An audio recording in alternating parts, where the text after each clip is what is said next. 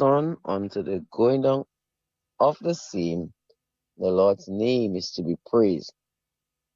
The Lord is high above all nations, and his glory above the heavens. Who is like unto the Lord our God, who dwelleth on high? For truly this morning we can say with all boldness and assurance that there is none like unto our God. Who is like unto you, O Lord? And who can be compared with you? There is none. God, this morning, Father God, you're worthy of all adoration. You're worthy of all praise. And this morning, we give you the highest note of praise. We say hallelujah. And we can bless your name. And God, you reigns in the heaven, you reigns in the earth. And there's none like you, O God. Even one songwriter said, if we search all over, we cannot find one to compare with your love, your grace, your mercy. Nobody greater than you. And this morning, I just want to extend my praise and say, Lord, you are God and there is none like you. You're the beginning and the end, the Alpha and the Omega. There is no shadow of turning with you. You changes not. Your compassion may fail not, as thou hast been, thou forever will be. Great is your faithfulness this morning. And we magnify and we exalt your name. But even as we come before your throne, we come before a God who is great and awesome, who knows the beginning to the end. So there's nothing hidden from you that you do not know. Even before we come before you, know our anxiety, you know our fears, you know our burdens, you know our cares. And you said, cast it upon you because you care for us. We thank you because we can come and with boldness and assurance because you have given that, you have made it available to the blood of Christ, to the blood of the crucified Lamb, so that we can come.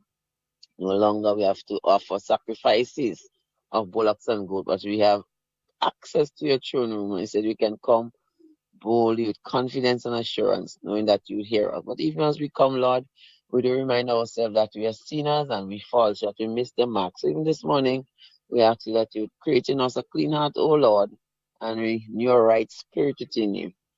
Spirit within me, Lord, so that even as I come, my prayer, my supplication will be acceptable to you, O God. Father God, we just trust you today as we go through this day that, Lord, you will be our cover. You will surround us as the mountains surround Jerusalem, Lord. You will cover us with your fetters, Lord. You will be our shield and buckler. You're a strong tower we can habitually come to, Lord. And Father God, help us to recognize that there is a balm, there's a Gilead that could heal the wounded soul. When our hearts are overwhelmed, we can go to the rock that is higher than us, Lord. Because thou hast been a shelter for us, Lord, and a strong tower from the enemy. So, God, this morning we just bring everyone in our nation to you, in our world, Lord. Whatever situation we'll be going through today, Lord, help us to know there's someone whose ears are always open to our cries. And you said if we ask, we shall receive this morning. So whatever your situation might be this morning, stress, worries, the cares of this life, difficulties, ill health, whatever it is this morning, God, finance problem, whatever it is. We have so many things, Lord, so many cares and burdens that drowned us throughout the day. And Lord, we just want to release those burdens. We just want to release those stress and bring it at your feet this morning and ask you to intervene on our behalf. Ask you to minister to us, Lord, in no other way than that no one humanly can. God, may you bring comfort. May you bring strength at this moment. May you bring healing. Come with healing in your wings. Pass by today. Those who are sick and afflicted, those who don't know where to turn, oh God, help them to be still and know that you are God. You'll be exalted in heaven. You'll be exalted among the earth so that they can, even when they are broken and perplexed, God, they can just look to you and say, Lord, I need your help. I need your strength. I need your grace. Because you see where our sin abound, your grace did much more abound. So I pray for strength today. I pray for your healing today. I pray for situation will come in alignment with your plan and purpose, oh God. I speak Jesus over our nation today. I speak healing. Your name is power. Your name is healing. Your name is life. And God, today you said, choose life. Why would you die? So he that has the Son of God hath life, and he that have not the Son of God have not life. And God, we pray today that people would recognize it's not just this physical life that is important, but we are a triune being. We have spirit, soul, and body, and we can relate to you because you made us to have relationship with you this morning. Because of sin and wickedness in our world, Lord, we sometimes forget who we are in Christ. We were made in your likeness. You make us male and female.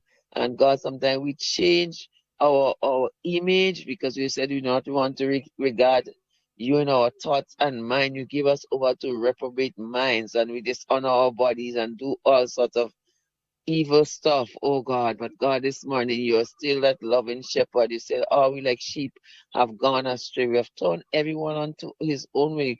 And God, you have laid the iniquity of us upon your Son, God. When he died on the cross and he said, "It is finished," our redemption has been paid. We can live free, not slaves to sin and to all sorts of evil. Oh God, I pray today that the resurrecting power of Christ will just prevail in our lives. We will humble ourselves and we'll seek your face. We'll turn from our wicked ways. And you said you're gonna turn unto us and heal us and forgive us, oh God.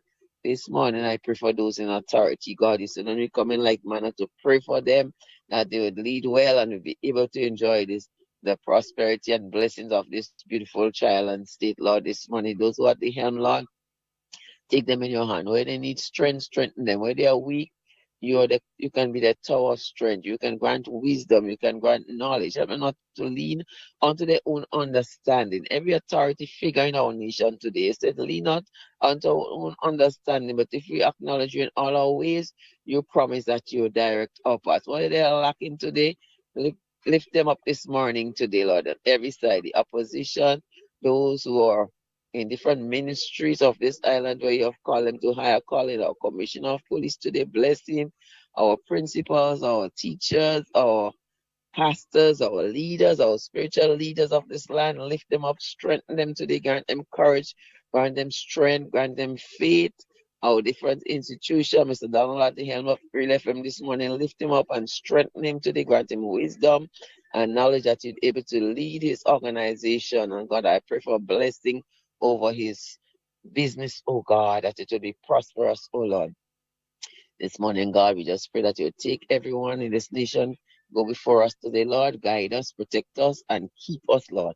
And as I always say, whatever our hands find to do, let us do it with all our might, not for the service and pleasing of men, but God, we know you are the one whose eyes are always seeing everything, and everything is open and bare. When we have opportunity to do good to others, help us to do it with all our might, not to do it for selfish desire, or to make ourselves look better and boastful and proud. But God, help us to do it for the best of our fellow men. And God, give us a blessed and productive day today.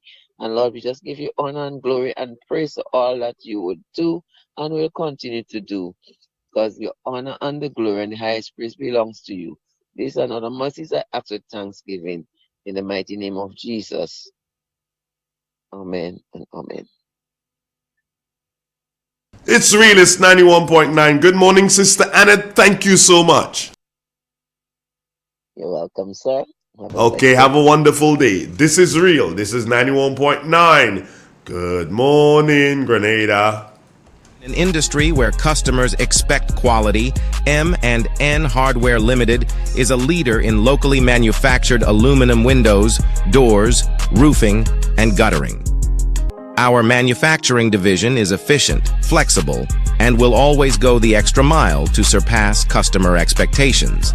If you need security, sash, casement, or projected windows, we're able to do it. Our security and heavy-duty doors are state-of-the-art and can be customized specifically for you. Using innovative coating technologies and protective film, our roofing and guttering is weather-resistant, providing outstanding color retention for many years. Available in 24 and 26 gauge and a variety of color options. We are the leading company, a family that is proving to customers they can have their dream products. M&N Hardware Limited. Foundation to roof, let's build together. Get ready, Brooklyn. It's time to bring out the elegance, the class, and, of course, the style. Join us for an unforgettable tea party on Sunday, June 29th at 3 p.m. happening at 535 East 19th Street, right between Newkirk and Ditmas. It's more than just tea. It's laughter, fashion, and fabulous company. Dress to impress because there's a special prize for the best hat among the ladies and the sharpest shoe among the gents. And yes, one of those prizes includes a trip to Grenada. Tickets are only $40, and trust me, this is one summer event you won't want to miss. Yo, tell them. For more information, call Gracelyn at 917-582-6406, Denise at 347-538-6827, or Sharon at 516-841-3996. It's tea time with a twist, a flair, and a whole lot of fun. Too often, customers are counted but not valued. Like mere numbers, statistics, transactions. But at Flow, we're prioritizing you, our valued customers who have been with us through every milestone, every moment. That's why we're putting our money where your loyalty is. Flow customers claim up to $400 in rewards for smartphones, groceries, and more when you add mobile to your current internet plan. Because loyalty isn't a one-way street. At Flow, loyalty flows both ways. Expert nail technician wanted. Looking for a skilled nail artist who specializes in acrylic, gel nails, stunning nail art, and luxurious pedicures. If you can turn nails into masterpieces, I want you. Creative braider needed. Need a talented braider who can slay cornrows, locks, and braids, and all the latest style. If your hands can work magic with hair, let's connect. Hit me up or WhatsApp me 403-4421. Let's create something amazing together. The new National Party NNP New York Support Group presents the best of the best. You have waited long enough for this one, and now it's here. Saturday, June 21st, an all-exquisite affair, an enchanting evening of elegance, 9 p.m. at Carib Hall, 1963 Utica Avenue, Brooklyn, New York. Music by DJs Jude and Small Clothes. Dress formal for what will be an experience of a lifetime. Delightful dining and dancing. Entertainment galore. Share elegance. Tickets $100. Meet and greet the stalwarts of the new National Party. Dr. the Right Honorable Keith Mitchell, Party Chairman and former Prime Minister of Grenada, the new NNP political leader, Honorable Emmeline Peer, and Deputy Political Leader, Senator the Honorable Nolan Cox. You just can't afford to miss this. Contact Aisha Olivier, 917-520-3164, Cathy Albert, 347-262-6818. Wendy Maguire 917-602-1476. P.D. Francis 917-642-7187. And Sharon Caesar 862-234-0879. It's a 2025 annual NNP presentation to the max, just for you. Real expression on 919 Real FM. Unfiltered truth, cultural pride, and the power of radio to amplify voices in Grenada. Woo! Tune in on the spice side. Hear the airwaves free. On the radio see. Whoa.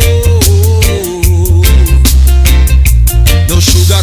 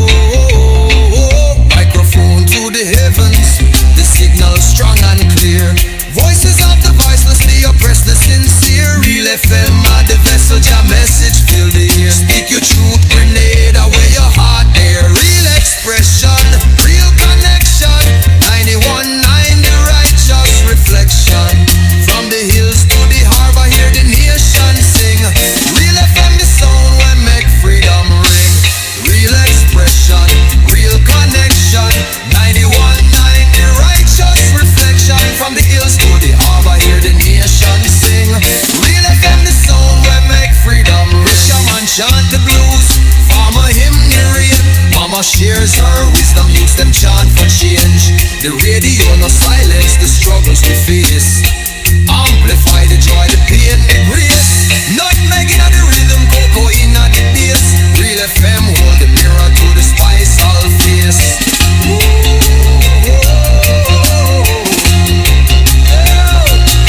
Reel up the truth, select and let the people speak. 91.9, no weak heart, no meek. From Carriacou shores to the Greater Lake Deep. Real expression loud and the nation loves. Here is our temple. The DJ is the priest. Every song a sermon, every word released. No censorship, no chains, just the soul laid bare. Grenada's heartbeat pulsing through the FM here.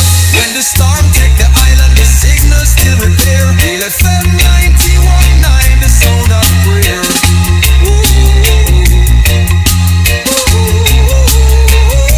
Real expression, real vibration. 91.9, the soul of the nation. Keep the frequency alive, no hesitation. Grenada voice rise, rise.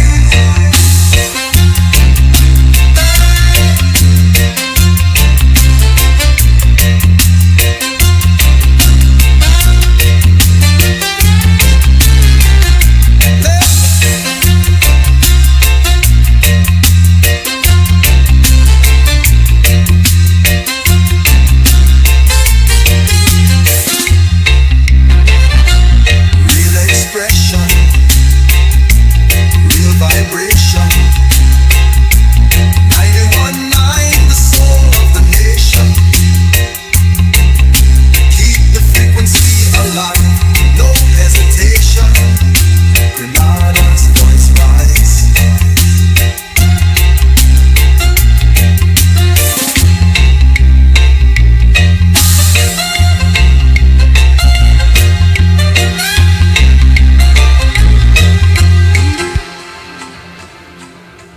Step inside. Immerse yourself in colors that come alive. Color by Sissy. Let your imagination run wild. Surround yourself in a world of color. Color by Sissy. Endless inspiration. Bold expression. Bold expression. Color by Sissy. Sissons. Express your style with Color by Sissons. The new National Party NNP New York Support Group presents the best of the best. You have waited long enough for this one, and now it's here. Saturday, June 21st, an all-exquisite affair, an enchanting evening of elegance, 9 p.m. at Carib Hall, 1963 Utica Avenue, Brooklyn, New York.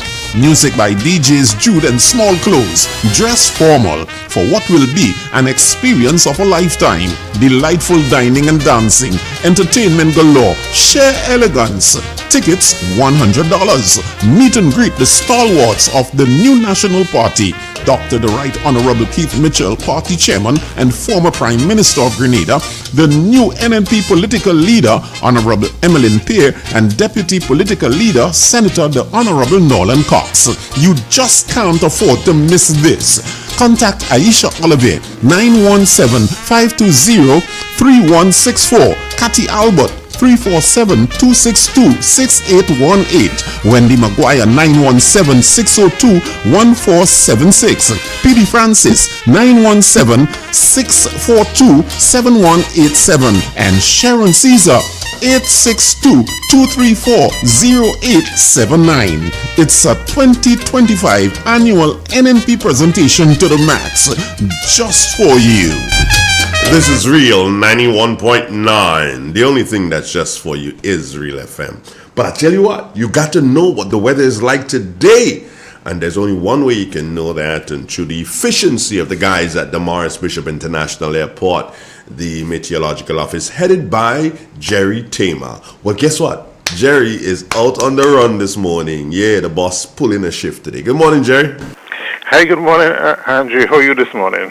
I'm there, not really there yet, but I'm there. I'm already sweating inside of the studio, although it's the air condition is running. It's just because I've had to deal with I ain't calling that the flu, so it's something over the platform since, oh boy, I don't remember how long, but I've had to deal with that, so I'm still trying to deal with it. Okay. Well, just drink lots of fluids and get some rest. Well, that's what I'm trying to do. Hey, what about the weather today, bro? Okay, well, first of all, I almost forgot my manners. Good morning to all the listeners out there. Well, across our Tri-Island seas, conditions are generally fair and hazy. Winds are from the east-southeast at 11 miles an hour. Barometric pressure is now 1016.4 millibars. No, that is above normal, and it's still rising. Current temperature, 28.1 degrees Celsius. Relative humidity is 77%. Over the last 24 hours, maximum temperature recorded on here at Pointsley, 30.5 Celsius. The minimum during that same period, 27.1 Celsius. And also during that period, only a trace of rainfall was recorded, hence the total for the month of June remains at 0.4 millimeter.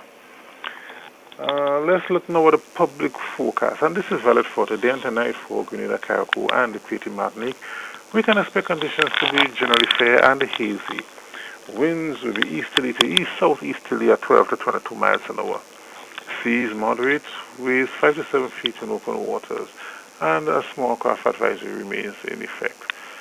Tides are currently rising. High tide will be at 17 minutes past 8 this morning. Low tide will be this afternoon at 11 minutes after 4. Maximum temperature today should get up to just around 31 degrees Celsius. We'll have sunset today at 6:29, sunrise tomorrow 5:41. So just to repeat the public forecast again. Remember, it is valid for today and tonight for Grenada, Carriacou, and Petite Martinique. Conditions are expected to be generally fair and hazy, and the seas moderate, waves 5 to 7 feet in open waters, and a small craft advisory remains in effect. So, Andre, that's all for me. It's back to you. Okay, before you go, Tema, I like to put people on the spot, okay? Alright, can I put you on the spot? And I have a program which is called 20 Questions. That program is aired every Tuesday morning. I want to put you on the spot next Tuesday or the Tuesday after that, but you must give me an answer now. That's how much I'm putting you on the spot. Yeah, sure. Which one? Next Tuesday. Next Tuesday, it starts at 7:45. All you have to do is to grab your laptop, find a secure area. Once you have internet, I send you a link. I'll talk to you again in the week and get your email address, send you the link so that you can lock into 20 questions. And I'm going to ask you 20 or so questions all about Jerry Tamer and his life at the Morris Bishop International Airport. Okay, sure. Okay, got you now. Thanks, Tamer. Take care, brother. Okay, all the best, man. Okay, good there. Good. So you see, friends, I've already got somebody for next Tuesday. 20 questions. Yeah, that damn throat still want to give me a little bother, but don't worry, we're going to work it out. The new Grenville Credit Union debit card has made online shopping easier than ever. Quick, secure, and hassle-free. Just tap, pay, and shop with confidence. Get yours today.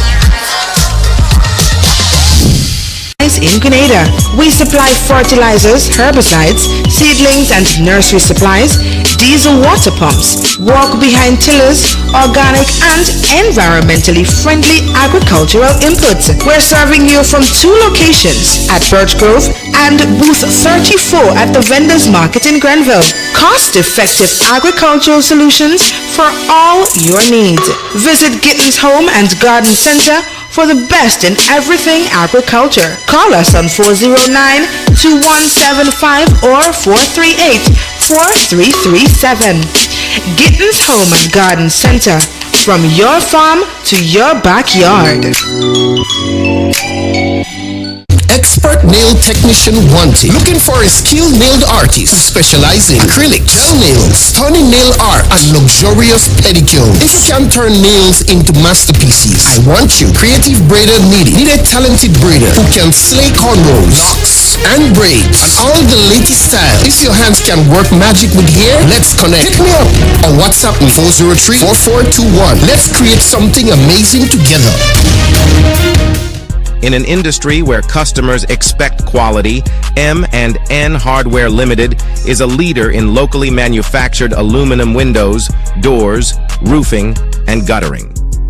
Our manufacturing division is efficient, flexible, and will always go the extra mile to surpass customer expectations. If you need security, sash, casement, or projected windows, we're able to do it. Our security and heavy-duty doors are state-of-the-art and can be customized specifically for you. Using innovative coating technologies and protective film, our roofing and guttering is weather-resistant, providing outstanding color retention for many years. Available in 24 and 26 gauge and a variety of color options. We are the leading company, a family that is proving to customers they can have their dream products. M&N Hardware Limited. Foundation to roof, let's build together. Step inside. Immerse yourself in colors that come alive. Color by Sissons. Let your imagination run wild. Surround yourself in a world of color. Color by Sissons. Endless inspiration. Bold expression. Bold expression. Color by Sissons. Sissons. Express your style with Color by Sissons. Get ready, Brooklyn. It's time to bring out the elegance, the class, and, of course, the style. Join us for an unforgettable tea party on Sunday, June 29th at 3 p.m. happening at 535 East 19th Street, right between Newkirk and Ditmas. It's more than just tea. It's laughter, fashion, and fabulous company. Dress to impress because there's a special prize for the best hat among the ladies and the sharpest shoe among the gents. And yes, one of those prizes includes a trip to Grenada. Tickets are only $40 and trust me, this is one summer event you won't want to miss. Yo, tell them. For more information, call Gracelyn at 917-582-6406, Denise at 347-538-6827, or Sharon at 516-841-3996. It's tea time with a twist, a flair, and a whole lot of fun. Step inside. Immerse yourself in colors that come alive. Color by Sissons. Let your imagination run wild. Surround yourself in a world of color. Color by Sissons. Endless inspiration. Bold expression. Bold expression.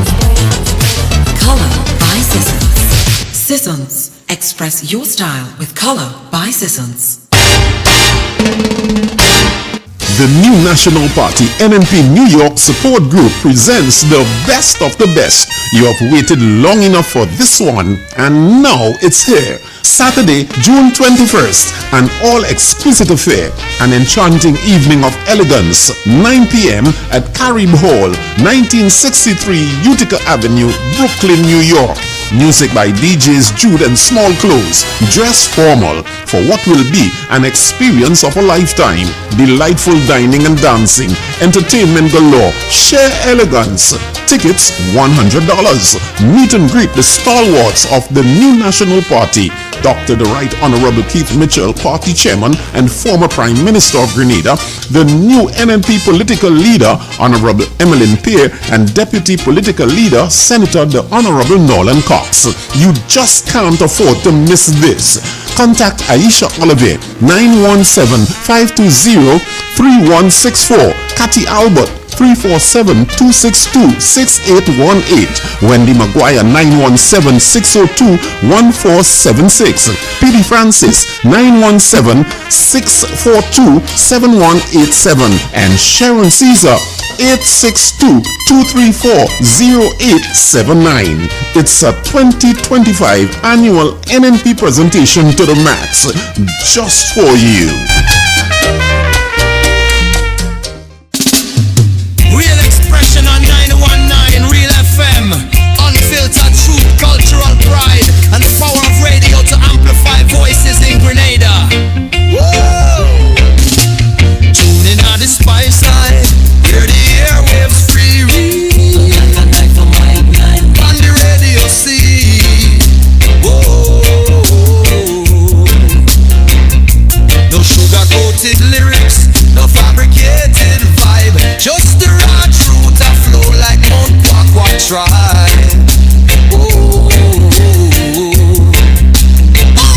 From Grand Ends to St. George's, the people them a shout real expression now. I let your heart pour out.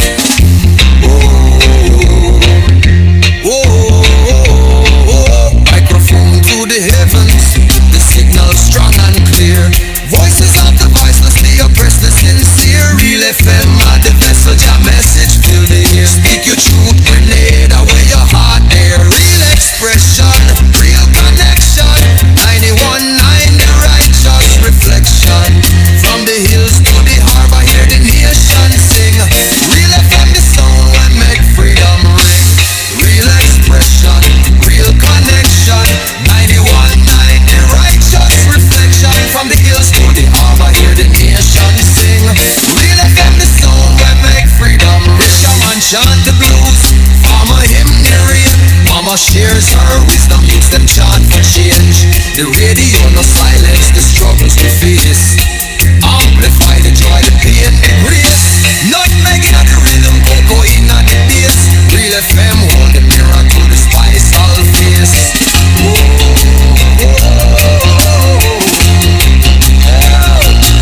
Fill up the truth selector, let the people speak. 91.9, no weak heart, no meek. From Carriaco shores to the Greater Lake.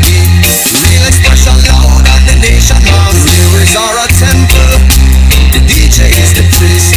Every song a sermon, every word released. No censorship, no chains, just the soul laid bare.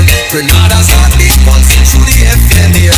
When the storm take the island, the signal still repair. Real FM 91.9, the sound of prayer.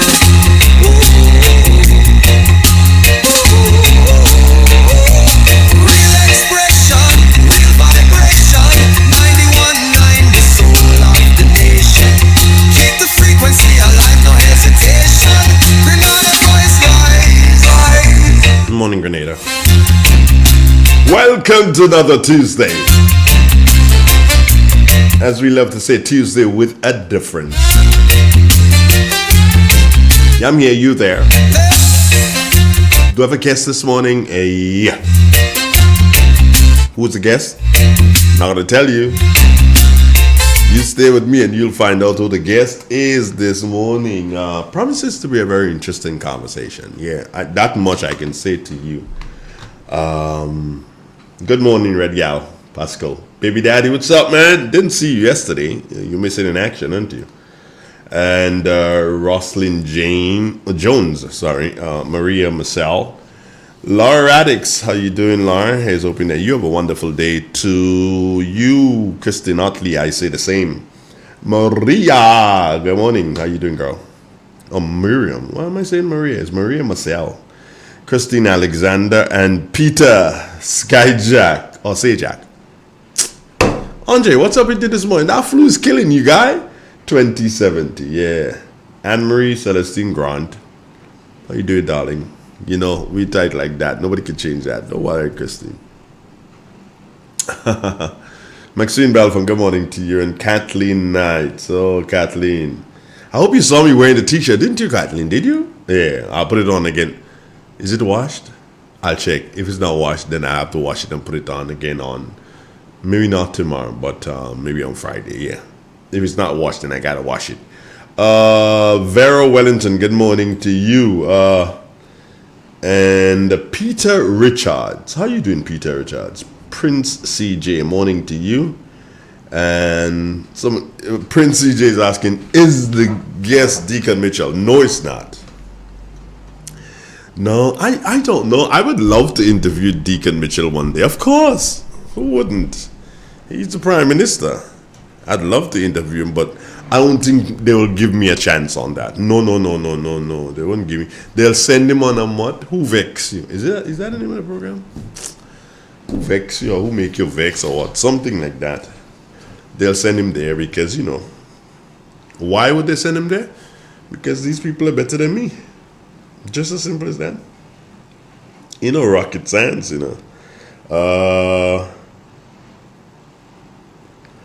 somebody's saying, Andre, there's constant dust in the air and you should stay as much indoors as possible until you get better. Of course, staying indoors is a challenge to my love. I'm not fortunate so as to have AC at home. So when yesterday, when I went home, I got home like about after 10, thereabouts, or just around 10 o'clock. And between 10 and say 5 o'clock, I had changed about 4 or 5 t-shirts. That's how much I was pouring in sweat inside. I got no air condition and thing hot like fire. And then I couldn't open the windows because whenever I opened windows I was feeling chilled. So I couldn't open the windows, so I just had to stay in that damn oven. Yeah. But nonetheless, we good, we cool. Oh yeah, I sent the invitation to my guest already. I am not seeing them thing. So what I'm going to do is that I'm going to send the invite again. You see, we like to do things twice and things to make sure. Okay, right. There's the name. We click on it again, and we send again because it's like 7:40, and I know I did say to my guest that we are going to be doing this thing at around 7:45. So I usually like to see my guests in and ready and settled, and they're ready to go. But was the email correct? Well, yeah, I think so. The email is correct. So yeah, let's see what happens.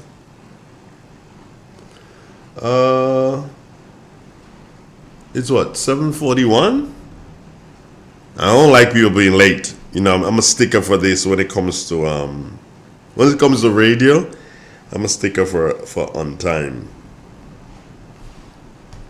Anybody seen Stan Phillip? I haven't seen him for a couple of weeks. I haven't heard from him. Anybody seen Stan Phillip? Tell him Andre is kind of like looking for him. Could you tell him that? Yeah. And that he can send Andre a message. Yeah, you can tell him that. I'm looking for something. You can tell her that that I'm focused elsewhere. There's that thing that I'm focused elsewhere. You can tell that. I'm trying to do 1,000,001 things. I hope it gets done. Meaning 1,000,000. Okay, so you're gonna do this. Come here. Yeah, I'm trying to talk to the equipment. Don't you understand? Oh boy. Oh boy.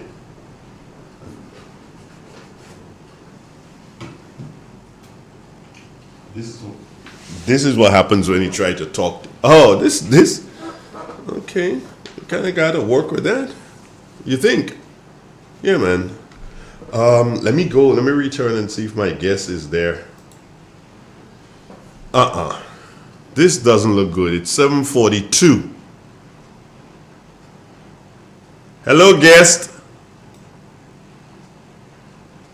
Is my guest having some internet issues? Well, I'm looking on my... Let me look on my phone. All right? Don't worry. I'm here. Not making the rhythm, cocoa in the bass. Real FM, hold the mirror to the spice, all face.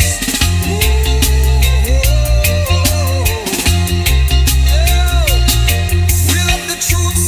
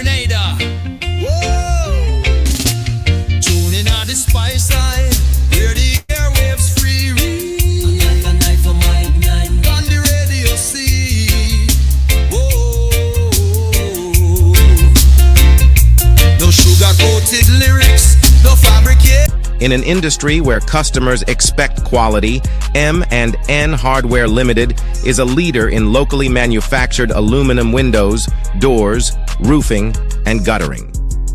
Our manufacturing division is efficient, flexible, and will always go the extra mile to surpass customer expectations. If you need security, sash, casement, or projected windows, we're able to do it. Our security and heavy-duty doors are state-of-the-art and can be customized specifically for you. Using innovative coating technologies and protective film, our roofing and guttering is weather-resistant, providing outstanding color retention for many years. Available in 24 and 26 gauge and a variety of color options.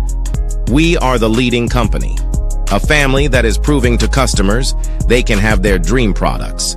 M&N Hardware Limited. Foundation to roof, let's build together. Get ready, Duquesne. The vibes are high, the music is sweet, and the good times are guaranteed. You're invited to Duquesne Roman Catholic Church Annual Harvest and Dance. And trust us, you don't want to miss this. On Friday, June 6th, we're taking it back in time. It's Friday Night Fever, the old school style. Only $10 gets you in. Food and drinks on sale. It's Friday Night Fever. Come rock the night away with DJ Swift. Doors open at 9 p.m. sharp. Friday, June 6th. Friday Night Fever. But wait, on Monday, June 9th, bring the kids, bring a friend, or bring the whole crew. It's the Big Harvest. Starting time, 2 p.m. Come eat, come drink, come play, come win. It's the Big Harvest. Monday, June 9th, 2 p.m. at the church grounds. You don't want to miss this. Mark your calendar. Friday, June 6th and Monday, June 9th. It's Duquesne Roman Catholic Church Annual Harvest and Dance. You don't want to miss this. All proceeds goes towards church development.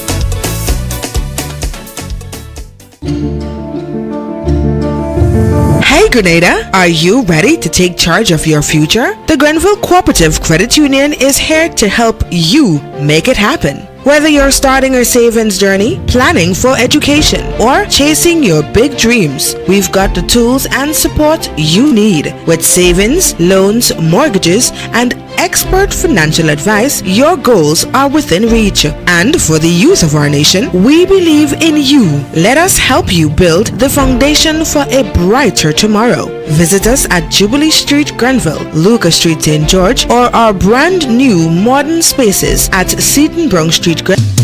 Real expression on 919 Real FM. Unfiltered truth, cultural pride, and the power of radio to amplify voices in Grenada. Whoa! Tune in on the spice side, hear the airwaves free.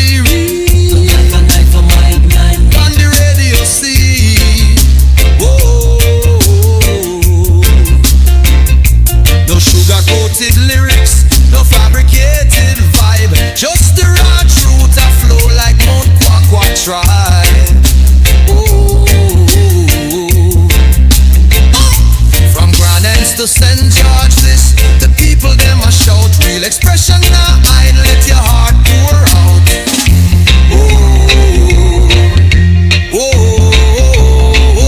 Microphone to the heavens, the signal strong and clear.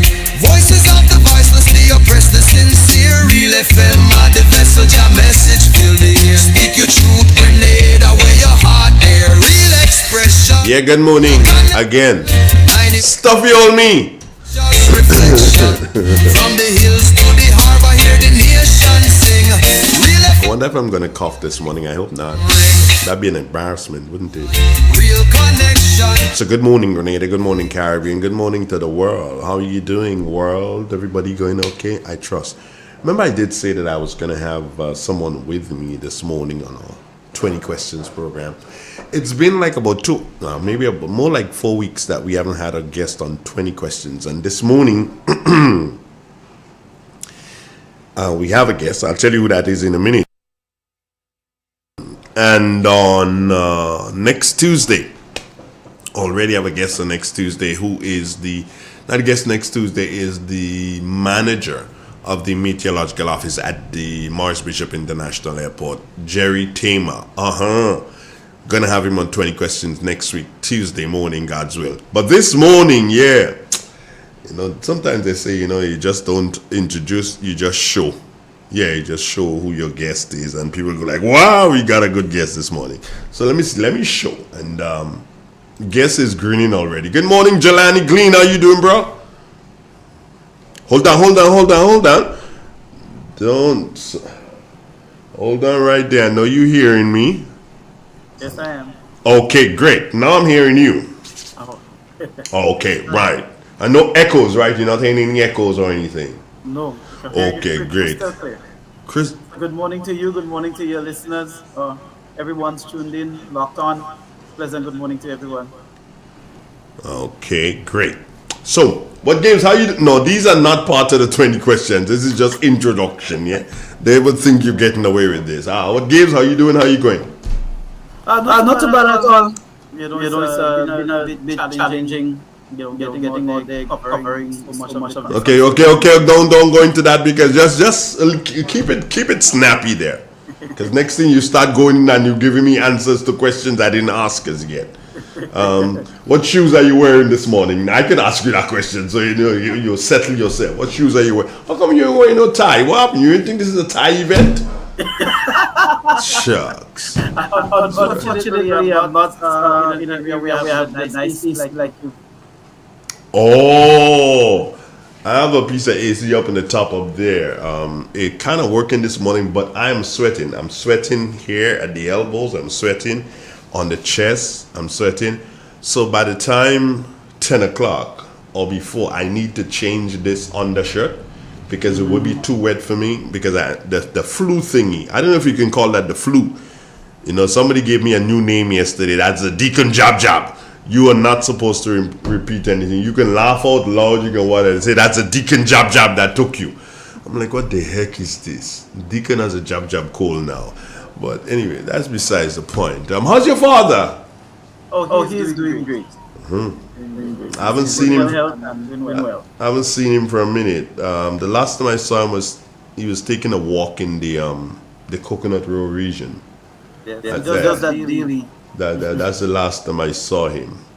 And it was nice to see him, but I didn't even stop. I just say, "Hey, look at Rasta moving through," and I just kept skating on, and so that was good for me. Good for me to see him. I understand there's going to be a new athletics club in St. Patrick. Do you know if he's part of it? I know there are some movements towards that. I know he's been consulted in regards to it.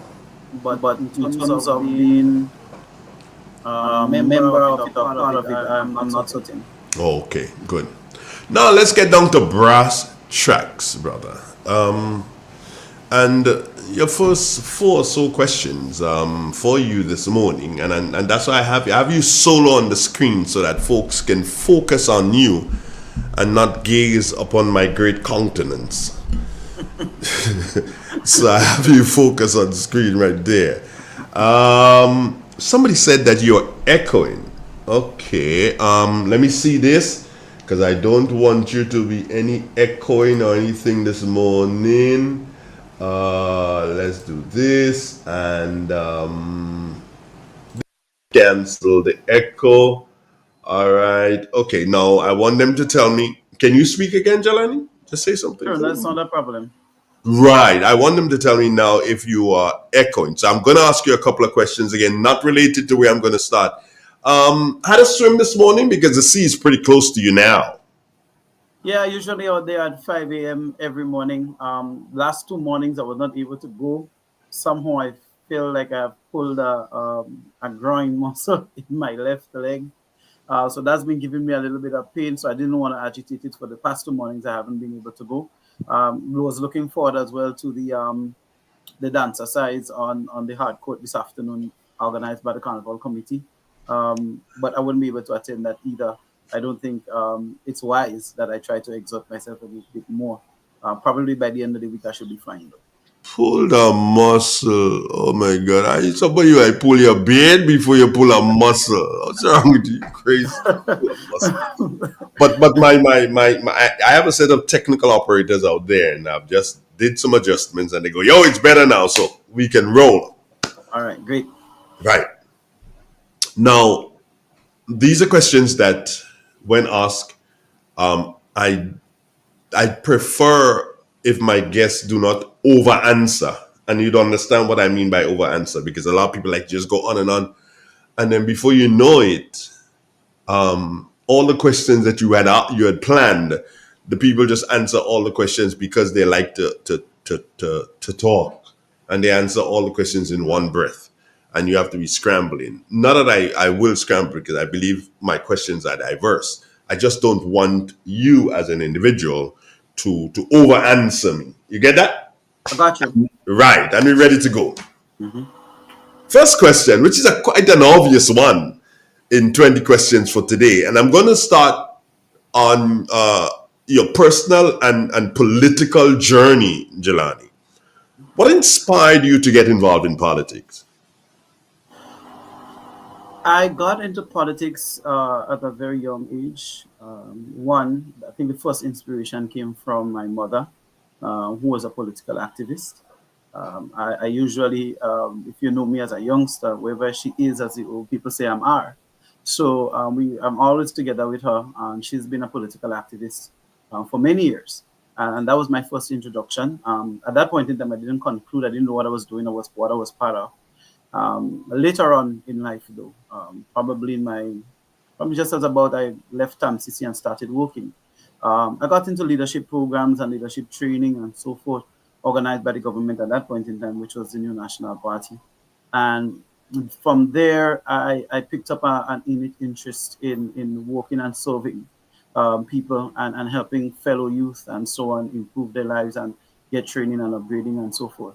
And from there, the passion to serve people just came, and that's how I got into politics, out of the desire to just continue serving people and to help make my community a better place.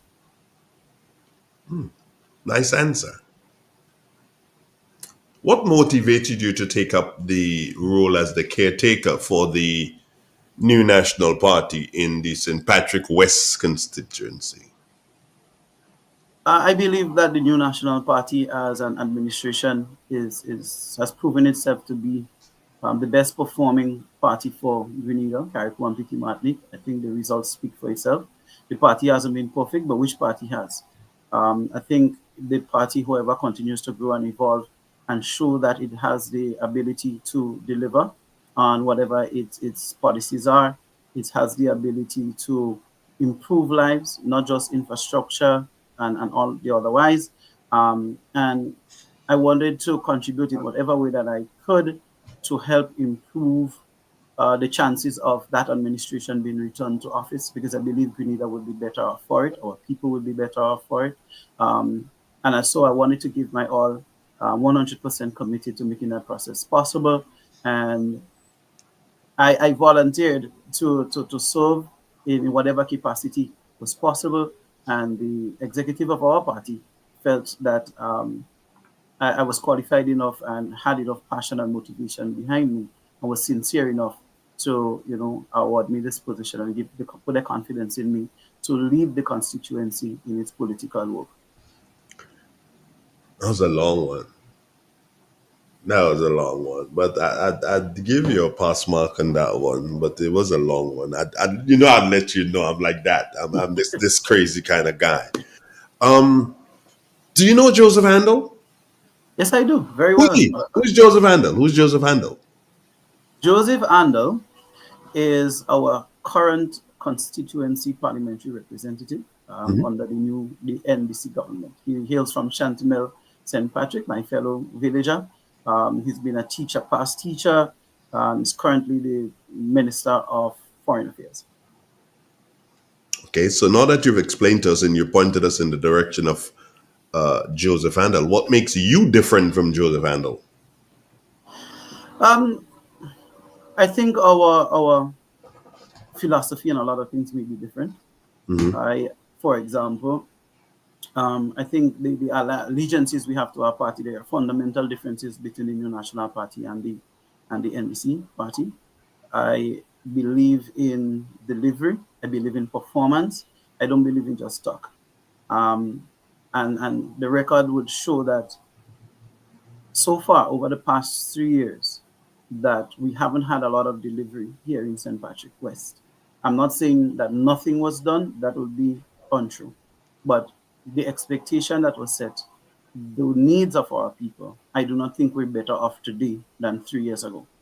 And so I believe that the fundamental difference between him and myself would be my commitment to delivering on the policies and the changes that we would have decided as a party that is in the best interest for St. Patrick West.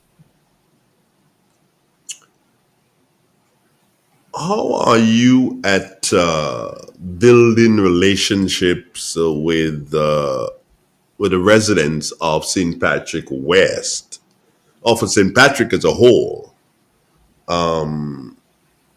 as a caretaker without a formal office? I dare say, how are you going with that? It has its challenges. I would like to have time to where I can have steady office hours and persons can come and visit me there. But from my experience thus far, sitting at my office as is currently, and based on the present state of affairs, sitting at my office all day where I might be able to see 20, 30 people. Um, if I spend that time going out to the homes and meet these people directly, I'm able to meet 100 people in a day, per day. So that is what has been my approach thus far, going out to meet the people, introducing myself, listening to them, hearing their suggestions, hearing what the current conditions are, hearing the ideas, hearing how they envision a St. Patrick beyond what we have today for the future. So that has been my approach to it. It's really been fantastic. There are some occurrences that brought tears to your eyes, and there's some that brought smiles to my face. Nonetheless, I continue to take it all in and to have it guide me as I go forward throughout this process. I thought you were going to say brought tears to your faces. I just wonder what that. How many faces I have? I was going to wonder that, but then you said face. I'm like, okay, fine. You said face. Mhm. No, I've gone through what I did in relation to our first batch of questions, our first 5 questions, and if I may say so, I think that you did pretty okay. You did pretty okay on answering those 5 questions. Now we're gonna go into another 4 or 5 questions, and then we're gonna have a commercial break. And after that, the phone line is going to be open after our second batch of questions. And if I see the opportunity, I will engage the phone so that you will be able to hear from the people who are viewing and listening to you this morning. Is that cool? That's absolutely great. Okay, great. So here's the other question, and this segment is going to ask you to be critical of Joseph Handel. All right, are you ready for this? This is going to be the big one, baby. This is going to be the big one. What is your honest assessment of Joseph Handel's performance since becoming an MP? Okay. Well, and before I begin answering, I want to be clear that this is not a critique of Joseph Andal, the person, the individual, right? This is just his performance as an MP. Uh-huh. In my honest opinion, I think that his performance has much to improve. We look around, a lot of the promises that were made, timelines that were given, for example, the Brickwater project. We heard about along the campaign trail and so forth that within a year of getting into office that matter would have been addressed. And then after getting into office, after $1 million was put into the budget within year one to address that issue, and the result of that was we are a government that prefers to measure 10 times and cut once. And so I guess we're still measuring and cutting because after 3 years, nothing has been done on the breakwater project to date. And I think this has been um, very, very poor performance in terms of that, because you look at the area there, especially the Montreal, the four into Montreal area, and the coastal erosion that is taking place there has been severe. A lot of homes have been lost, a lot of property have been lost. The beach itself is gone. It's just cliff rock that's there now, and where the waves come crashing in. Whenever the tide is high, the water literally goes into the big drain next to the four playing field. That big drain that goes all the way down to the Esplanade to be emptied in there. In addition to that, beyond Beryl, we've heard of the um, 200 houses, the supplementary budget allocation for 200 houses for St. Patrick. I think when we look around St. Patrick West in particular, I can't even see 20 houses. You know, we are almost a year after burial. The money's was been there, the money has been approved, and yet we see very few houses being But put but, in but, that but hold capacity. on here, Jelani. Hold on here, Jelani.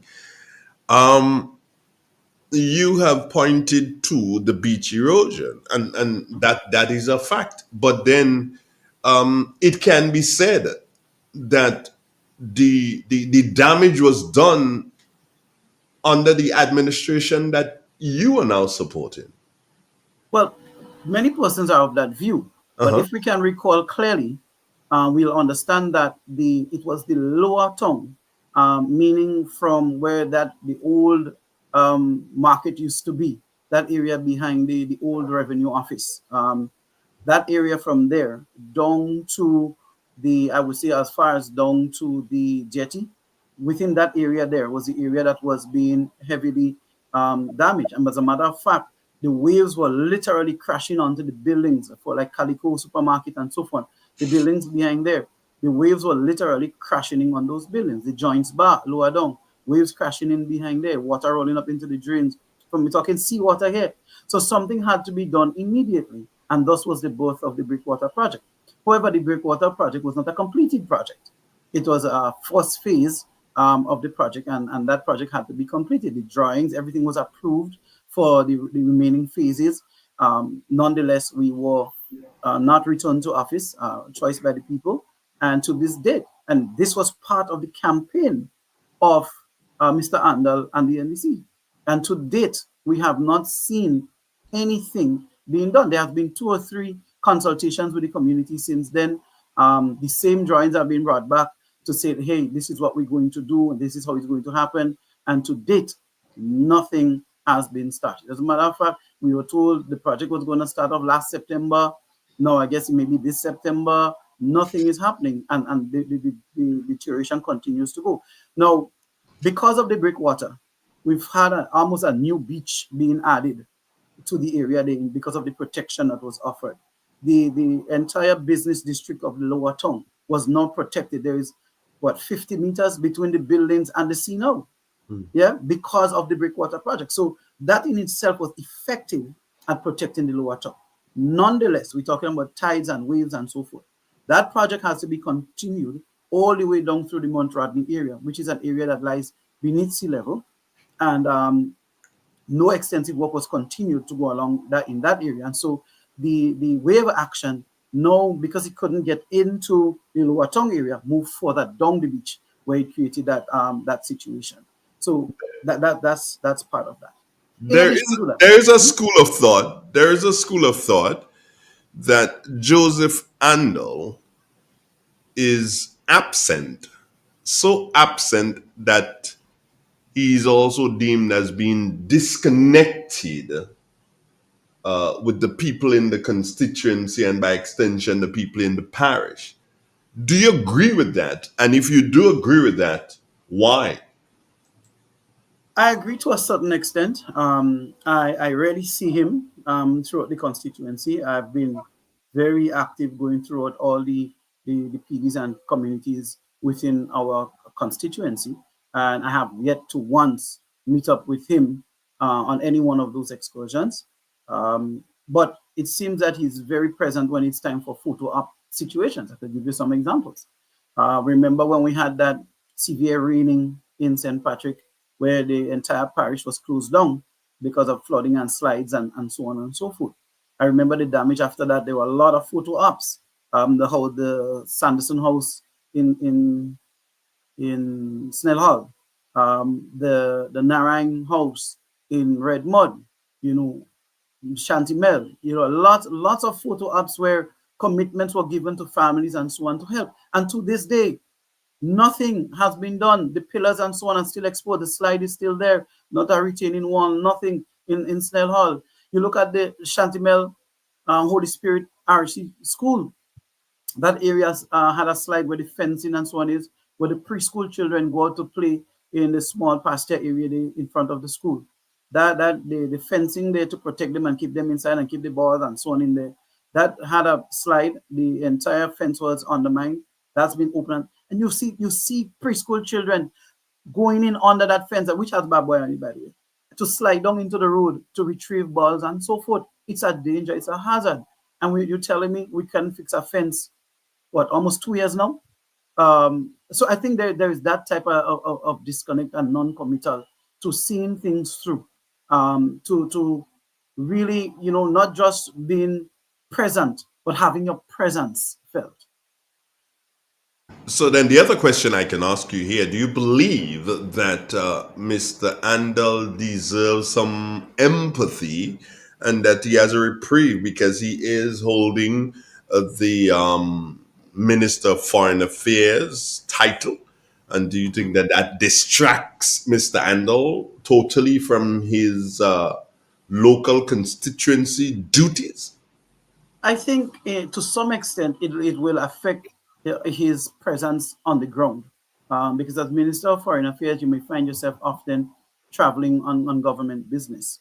Nonetheless, I think that also provides a unique opportunity to seek assistance for the projects and for the things that you would like to see done in St. Patrick West as the Minister of Foreign Affairs. You're probably the first line of attack when it comes to seeking funding, especially grant funding for projects for the government of Grenada. And therefore, you have a clear idea what are the needs within your constituency and should be first in line to be seeking some assistance for these types of projects because you understand the urgency and need for them and that these projects really affect people's lives. We're talking about people's lives and livelihoods here. Would you say that St. Patrick is better off or worse off since 2022? I have no reason to believe that St. Patrick is better off. After being hit by Hurricane Beryl, things clearly have gotten worse. The housing situation here has gotten worse. I would admit that there's been always been a housing situation, and there were plans in effect to remedy that situation. I remember part of the New National Party's campaign the last election was to do a second housing project in the Montreach area to help add some more housing stock again to Grenada for the vulnerable persons within the constituency, within the parish. So again, have another avenue of relief apart from those in the villa that still majority of these apartments are empty because persons don't have the money to purchase them. The economic activity within St. Patrick has dwindled significantly. You have days, and you don't need the economics to figure that out. There are many days you'll walk into Calico supermarket and it's just you and the workers in there. There are many days you look at the shops on the street, they close pretty early because there is just no sale. You look at the vegetable market next door to me, and you see that the goods that the people came with on Friday morning at 5 a.m. or 6 a.m., they're going back home with it at 4 or 5 p.m. in the afternoon to come back again Saturday to see if they could get anything, and they're going back with 3/4 of it. So the economic activities have not been going. The rural economy is in shambles, and people are feeling the weight and pressure. There are persons who are working and are feeling the weight and pressure, far less for those who are unemployed. I realize, Mr. Glean, and this question was not part of my whole thing. But it's not a question, it's a statement that on two occasions this morning in our discourse, you seem to be doing some ambush marketing here for Calico. because you've mentioned them on two occasions, and I'm wondering why. You and Mr. Lalsing must be very good friends. You know, Andre, I to don't be know. quite I honest don't with know. you, I don't know. I don't know. to be quite honest with you, Mr. Lansing as a businessman is one of the persons that I give a lot of respect and kudos to, as he's one of the few businessmen that's been able to establish a business in St. Patrick and grow it and grow out of St. Patrick, so across the island, serving customers across the nation. And I believe, you know, at least some marks of kudos should be given to him. And he is the largest supermarket within the St. Patrick area, within Sotes, as a matter of fact. I'm rather disappointed in you, Mr. Glean, that you have not seen it fit to put Andre Donald up there, and even further, because I've grown this business beyond the boundaries of Grenada. People all in China hear about Real FM. They can listen to Real FM all the time. They don't, people in China don't buy no groceries from Calico. What's up with you guys? What's up with you guys? When you ask me the right question, then you will get the responses where Real FM is involved. No, Real FM has grown. I've grown this. Kenya's taken maybe 30, 40 years. In 20 years, this is our 21st year. I've grown this beyond Grenada. I'm better than Kenny. You better believe that. That's true. That's true. You have a much wider reach. Oh, there you go. Anyway, we're going to take a commercial break now, guys, and we will be right back to you. And when I come back to you, I can tell you this. When I come back to you, we're going to be looking at the community and the constituency and issues that I believe that they may or may not have. We'll be right back. Stay with us.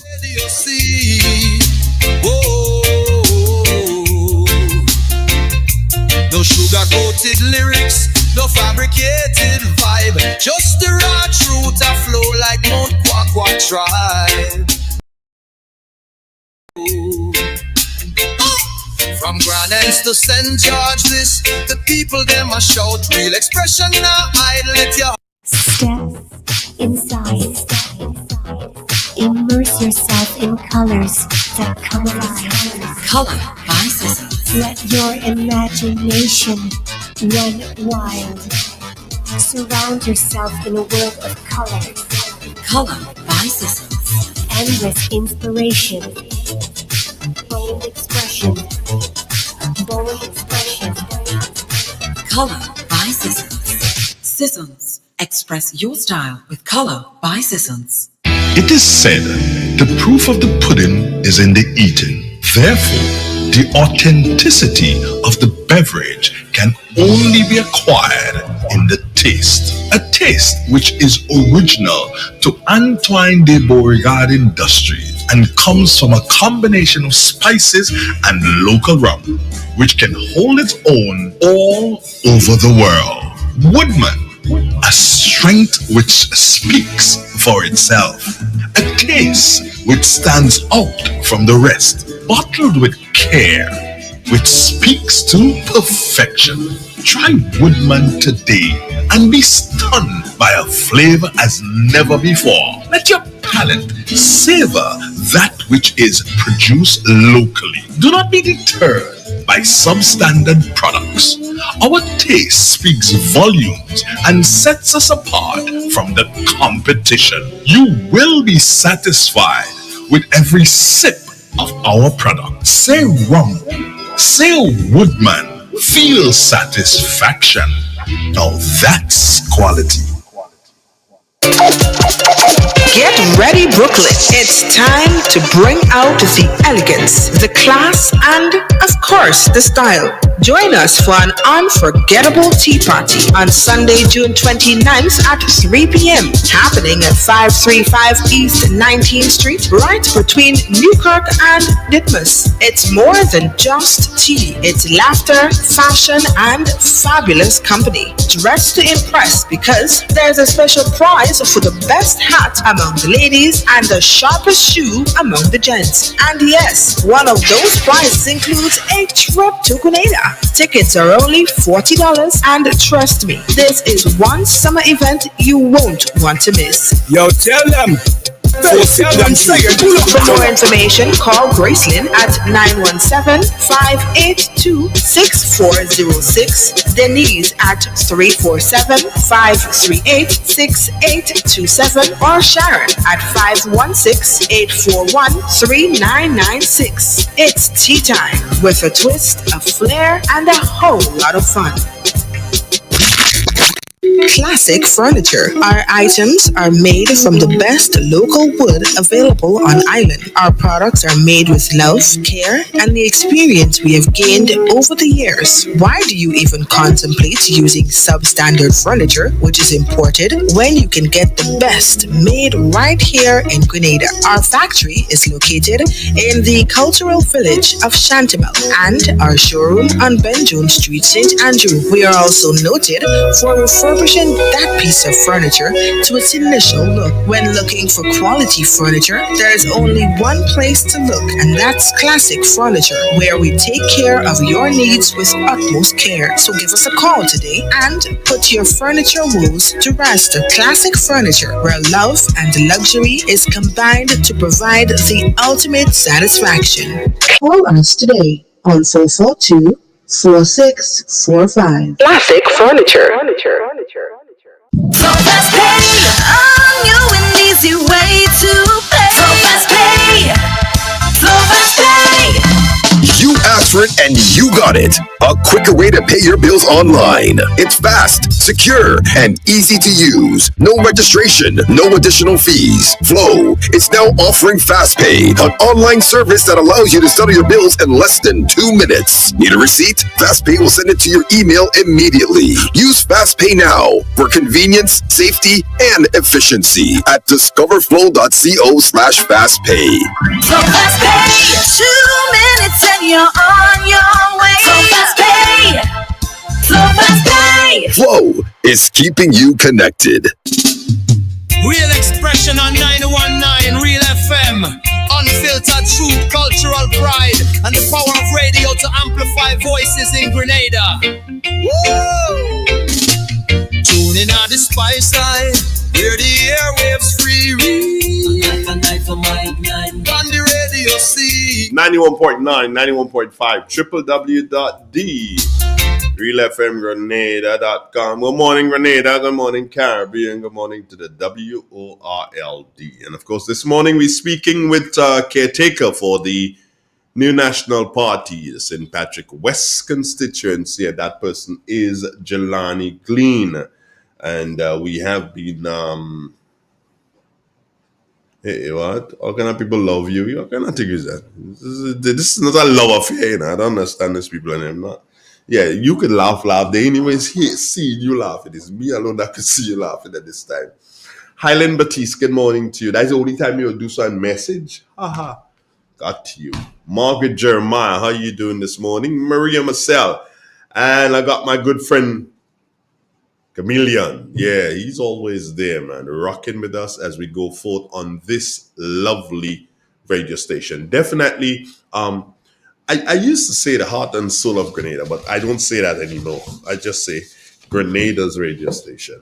Anyway, let's get back to Mr. Glean. And before we spoke to Mr. Glean on his personal and his political mission, and then we did ask him to be critical of the performance of Joseph Andel.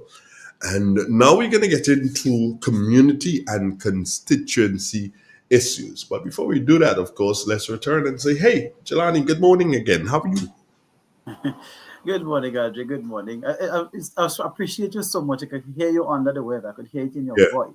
So I know you're making that effort there. And I want to let you know that I appreciate that too. Yeah, boy, that is killing me this morning. It killed me yesterday. It's going to kill me this morning again. And I think maybe till tomorrow. Tomorrow's a Thursday. Maybe by that time I'll start to do so and get some relief. For the two previous sessions that I had you, which is your personal and your political mission, that section, and also being critical of the incumbent, Joseph Andel. I give you a passing grade there. And I think the listeners and viewers, they also gave you a passing grade. Let me let them know that the phone line, 4420175, both WhatsApp and line, those are open and you can call and Mr. Glean will hear you and he'll be able to respond if you have a question or if you choose to make a comment. Now, what are the three major problems, Glean, affecting St. Patrick West at this moment? What are the three major problems you think that are affecting St. Patrick West at this moment?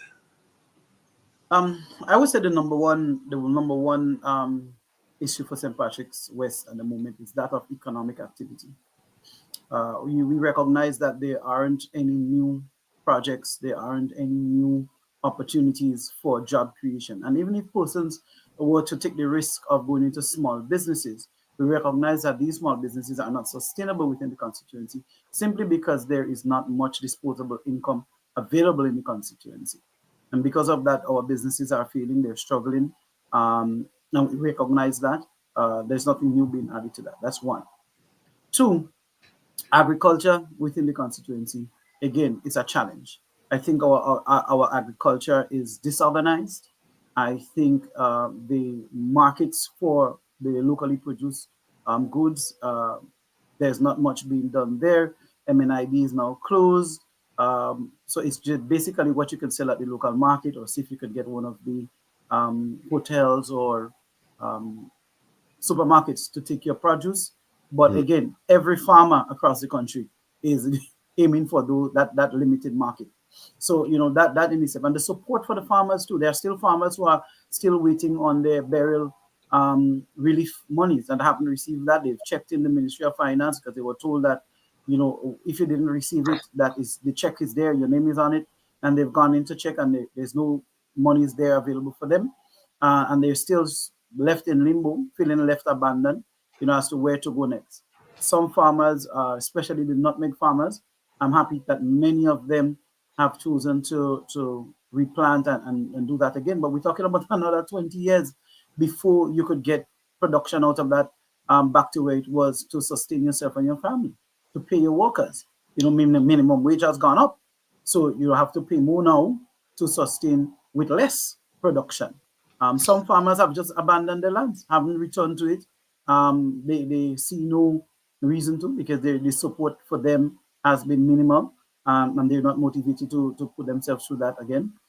Some farmers don't have alternatives in terms of, okay, I don't want to go back into nutmeg, it takes too long. I need to take care of my family now. What are my alternatives? What is the support available? How can I get into this crop? What should I be aware of? There's no training, no guidance, no nothing in terms of that. So I think those are three of the main issues that are affecting us. Health, again, is another scenario. We're blessed to have many clinics, but when you go to the clinics for service, that again is a challenge. And the main clinic of them all, the creme de la creme in St. Patrick, which is the clinic on the canal, that now is being closed recently. So persons in the Moncraven, Soteres, Mali. I don't think it's closed as yet. Well, that is the intention. That was the announcement that was being made, that it was going to be closed, and persons had to use the alternative ones. But there are a lot of elderly people who visit that clinic and find it difficult for transportation and so on to go further distances to get themselves checked. So I wish that some alternative arrangement could be made, at least for some of these things, dressing and that kind of thing, could be done at some alternate venue that is within close proximity to the health center. How would you tackle the rising unemployment, which of course is most prevalent among young people at the moment in this particular constituency? I'm not going to ask you about the island, but in the constituency of St. Patrick West. Well, before we could tackle the problem, we must understand what are some of the contributing factors to that problem. And one of the major contributing factors we have in this situation here is that most of our skilled and educated workers are migrating from the parish to St. George's where jobs are available. It's as simple as that. In St. Patrick, I think we have probably almost 30 doctors, and serving the parish is only 5. and we have a population here of over 5,000 people within just St. Patrick's West alone. All right. We have 5 doctors serving, 2 of whom are Cubans. So we find that most of our we have a brain drain situation taking place here in terms of education and skilled labor. So that's problem number one. So how do we keep them? And at the same time, quite clearly, the persons who are left, who are unskilled, untrained, uneducated, uncertified, how do we get them to capitalize on opportunities that will be created for them? Because if we create the opportunity and don't simultaneously prepare them to capitalize on the opportunities, we are still not going anywhere because they would not be able to exploit the opportunities. Now, how do we remedy that? Well, we have to look at the different sectors that we have here in Grenada. Well, we know what is now Vision, what is it, 75, 75, 70, 75, right? Vision 75. Yeah. Right, so Vision 75. We have to align with those pillars because that was the proposed millennium goals for under the NNP. The NDC now came in and they agreed that that vision, although we've been accused of having no vision, but they agree that the vision that we put forward is the vision to go forward. Right, that seems like the vision for me. But nonetheless, um, that we have to align with those visions and we look for areas to invest in and to move forward. So what are these areas? Some of these areas include health. Okay, can our nurses work in St. Patrick? Our nurses from St. Patrick? Can we have training for them up here? Um, the health centers and so forth, do we need to do refurbishment work there? That's construction opportunities right there. And make opportunities better, offer more services at our health centers and our clinics and so forth, so more persons can work there. Um, are we going to look to do a polyclinic, which is something I'm passionate about for St. Patrick? Because here's what it is, Andre. You have an injury, severe injury, an event, somebody gets shot or stabbed, your grandmother walking down the step or going into the bathroom slips and knocks her head, damages her back, a pregnant mother sleeping on the porch, needing urgent care. How many times have we seen these people die on their way to the general hospital or to Marybone, or lose their babies, or the mother die and the baby survives, and those types of. We have too many examples of that. And now we look at, the government investment into Project Polaris, which is going to situate a hospital that is even further away from where we are, where we're located. And so that is concerning to me. I would like to see us do a polyclinic, offer various services, dental, eye care, plethora of services. Mothers should be able to deliver their babies here in St. Patrick. No need to go to the general hospital to clog it up there. Yeah, but at the same time, while I could understand polyclinic, and there's one already in the parish of St. John, which is just like one parish over. Wouldn't you say that if we have one in St. Patrick, that might be like just compounding the issue, polyclinic here, polyclinic there, wouldn't it? I'll give you this. The population of St. Patrick is over 12,000 people. And I'm saying that we need to have the care that is closest to us to be available. Like, look, for example, that I was pointing out that just by closing the health center at Sates for refurbishment, how many persons are now displaced and finding difficulty to travel to a clinic in what the closest ones would be Riversally, Hermitage, and Samaritan. Those are the 3 closest ones. You're talking those that are just 2-3 miles away. Far less to have the emergency type situations. This always impacts on us and impacts on our pockets, that we always have to travel far to go out to get any care that we need. Why can't we get care at home? In the same breath, Glean, we are having problems staffing what we have. Imagine us having another polyclinic where it remains that health care in Grenada is virtually free of cost. How are we going to maintain that? So I would say that probably the priority of the government at this point in time should be on ensuring the health system that we currently have is functioning, it's well staffed, it has the materials and resources that it needs to perform its duties before investing billions of dollars in a brand new hospital that we still have to go back and find the staffing, the equipment, the medicine and so forth. Look, the polyclinic in Guav has been there how many years now? And it's ill-equipped. And that's a fact. It's very well known. So I think it's a matter of government priority and policy and understanding what the needs of the people are in this current time. Like there's a saying that whilst the grass is watering, the cow is starving, and that is a situation that we have happening here right now. We have needs that we need to take care of within the system that we have, and we have to start appreciating more what we have and improving on what we have instead of aspiring to, dream goals. And there's nothing wrong with aspiring to the dream, but you have to walk from where you are towards the dream rather than leap from where you are and just leap into the dream. Because in between, a lot of persons are going to be hurt, a lot of persons are going to be left exposed. There are a lot of complaints about roads and other kinds of infrastructure in the constituency. The big question is, what are your plans in relation to addressing that when your party gets elected to the government, to govern the country? But one of the first things that I would like to see happen is the return of the completion of the Greater St. Patrick's project. So to my amazement, and I still cannot understand why those projects were completed, haven't been completed. As a matter of fact, they've been abandoned. We had the roads being done from Hermitage all the way to Montreach.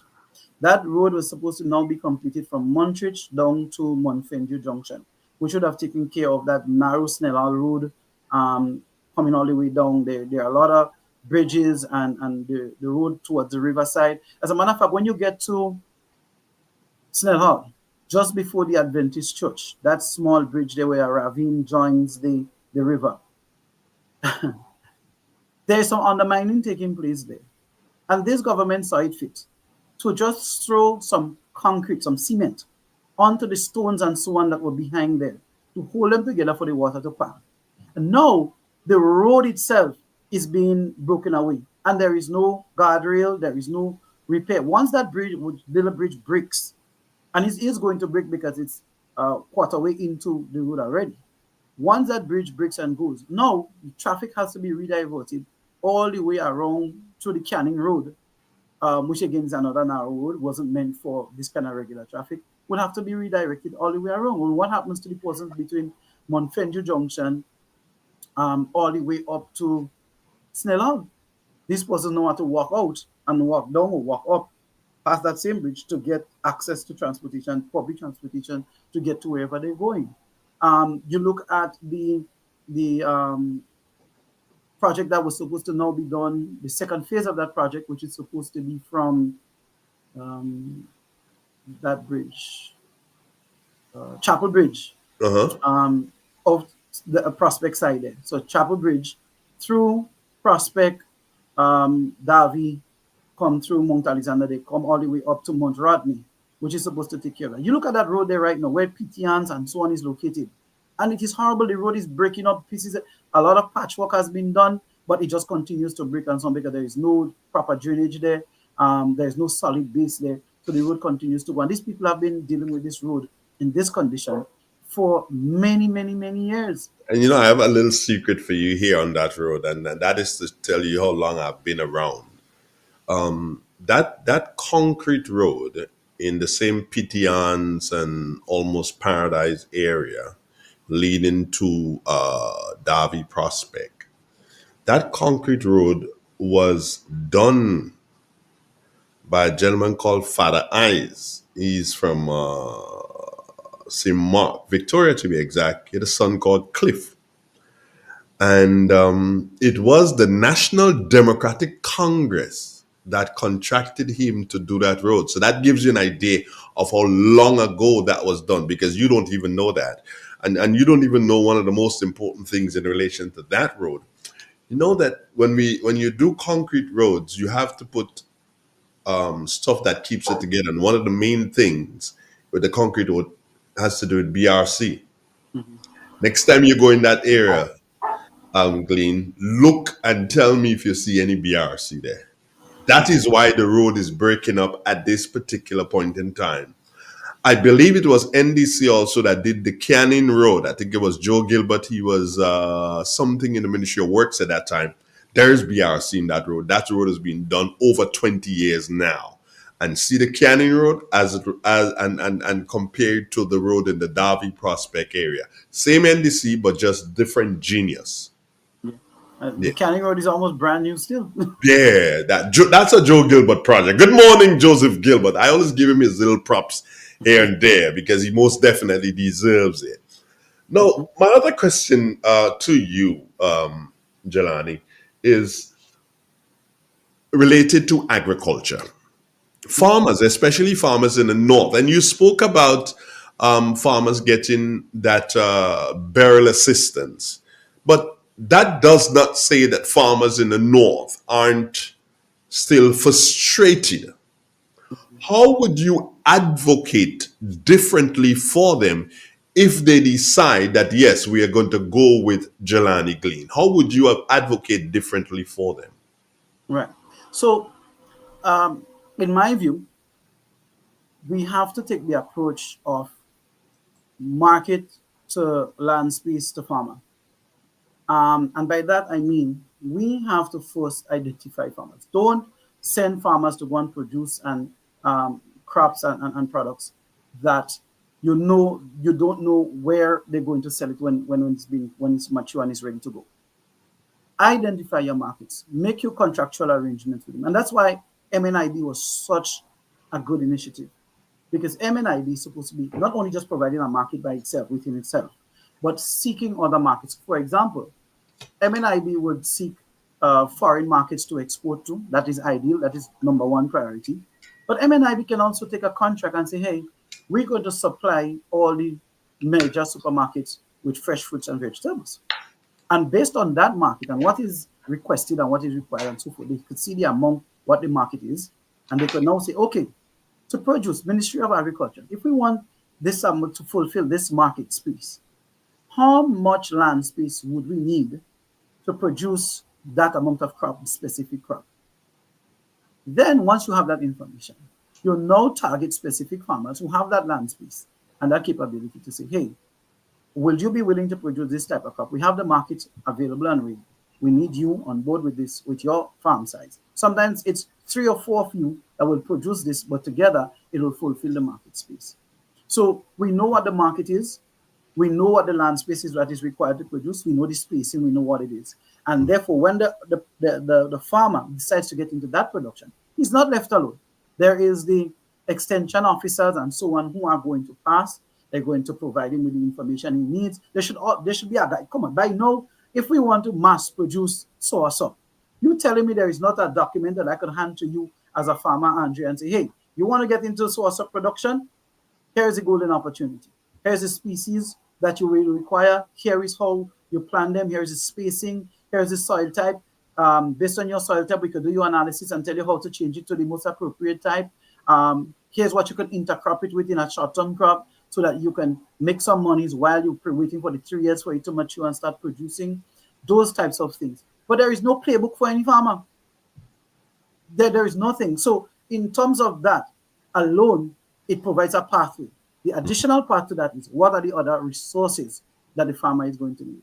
Where do we still have to go to Maribo to get our propagated materials and so on? Or can the Montreal estate provide that for us if we invest into that being done there and providing for some employment for some young farmers and young training and so on and so forth?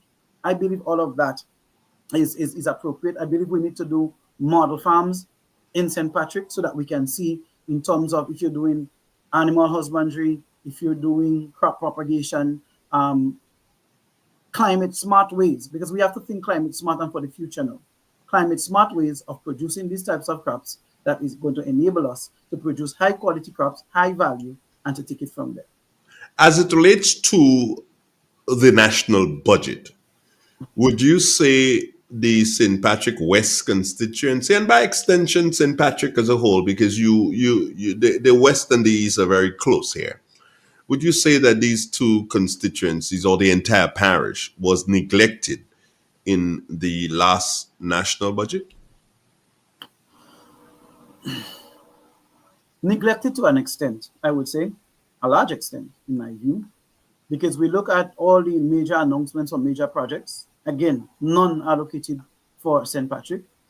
And what we've been able to have access to is, like I said, we were allocated 200 houses through the supplement budget, right? So we have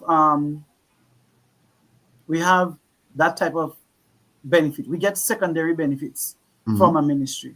We don't get the direct benefit in terms of investment into agriculture and so forth. So, for example, again, we have the goats that were brought in. They were housed on the canal on the farm. They were the St. Patrick goat farmers had their establishment there. Spice goat? Spice goat. So Spice goat has been taken over by the government to host the goats there and to care for them and so on and so forth, right? But what's the next step? Then I've heard that what's going to happen is that they're going to now sell the young ones, the offsprings, especially the males, to local farmers. At what price? I don't know if our local farmers could afford it, because I know the government said that they paid almost $7,000 per goat. So I don't know who farmer could go and afford to pay $7,000 for a goat. Golden goat, golden. Right? So again, you're bringing in things to help farmers, but you outprice them. You know, we're still here fighting these things that we on one hand would like to do better, and I believe the intention is good. However, this government has a habit of not thinking things all the way through. Yes, so these goats are now going to come in, and they're going to now breed with our local goats to provide I guess better adaptability and then advance the genetic stock so that we can get better meat and milk production out of our goats. But what is a good project? But what is it? You have to invest thousands of dollars to build up the caging and all that, and because you ain't going to get a goat if you don't have that. So you have to go and invest now thousands of dollars to build up the caging and all of that to house these animals. Do you have that among the money? Right? Is there a resource? Are there resources made available for the persons who would like to get into the goat farming, who don't mind doing the work, but they just don't have the resources to do that? Glean, it was not long ago that the whole culture of Grenada had to change in relation to pig farming.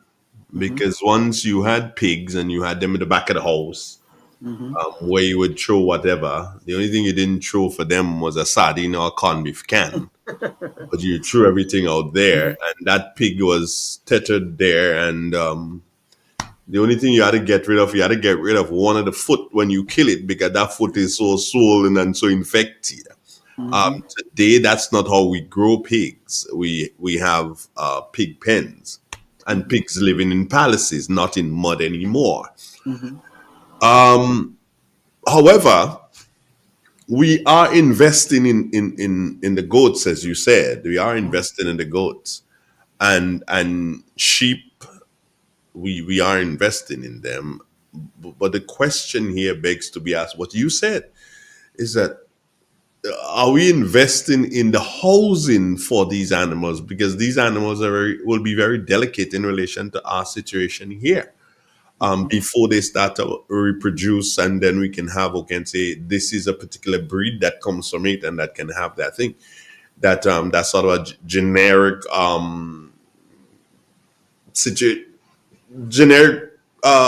what do I call it, brain freeze, but anyway, that can make it through as it relates to the genetics of our local goats. It has now moved on to a different breed.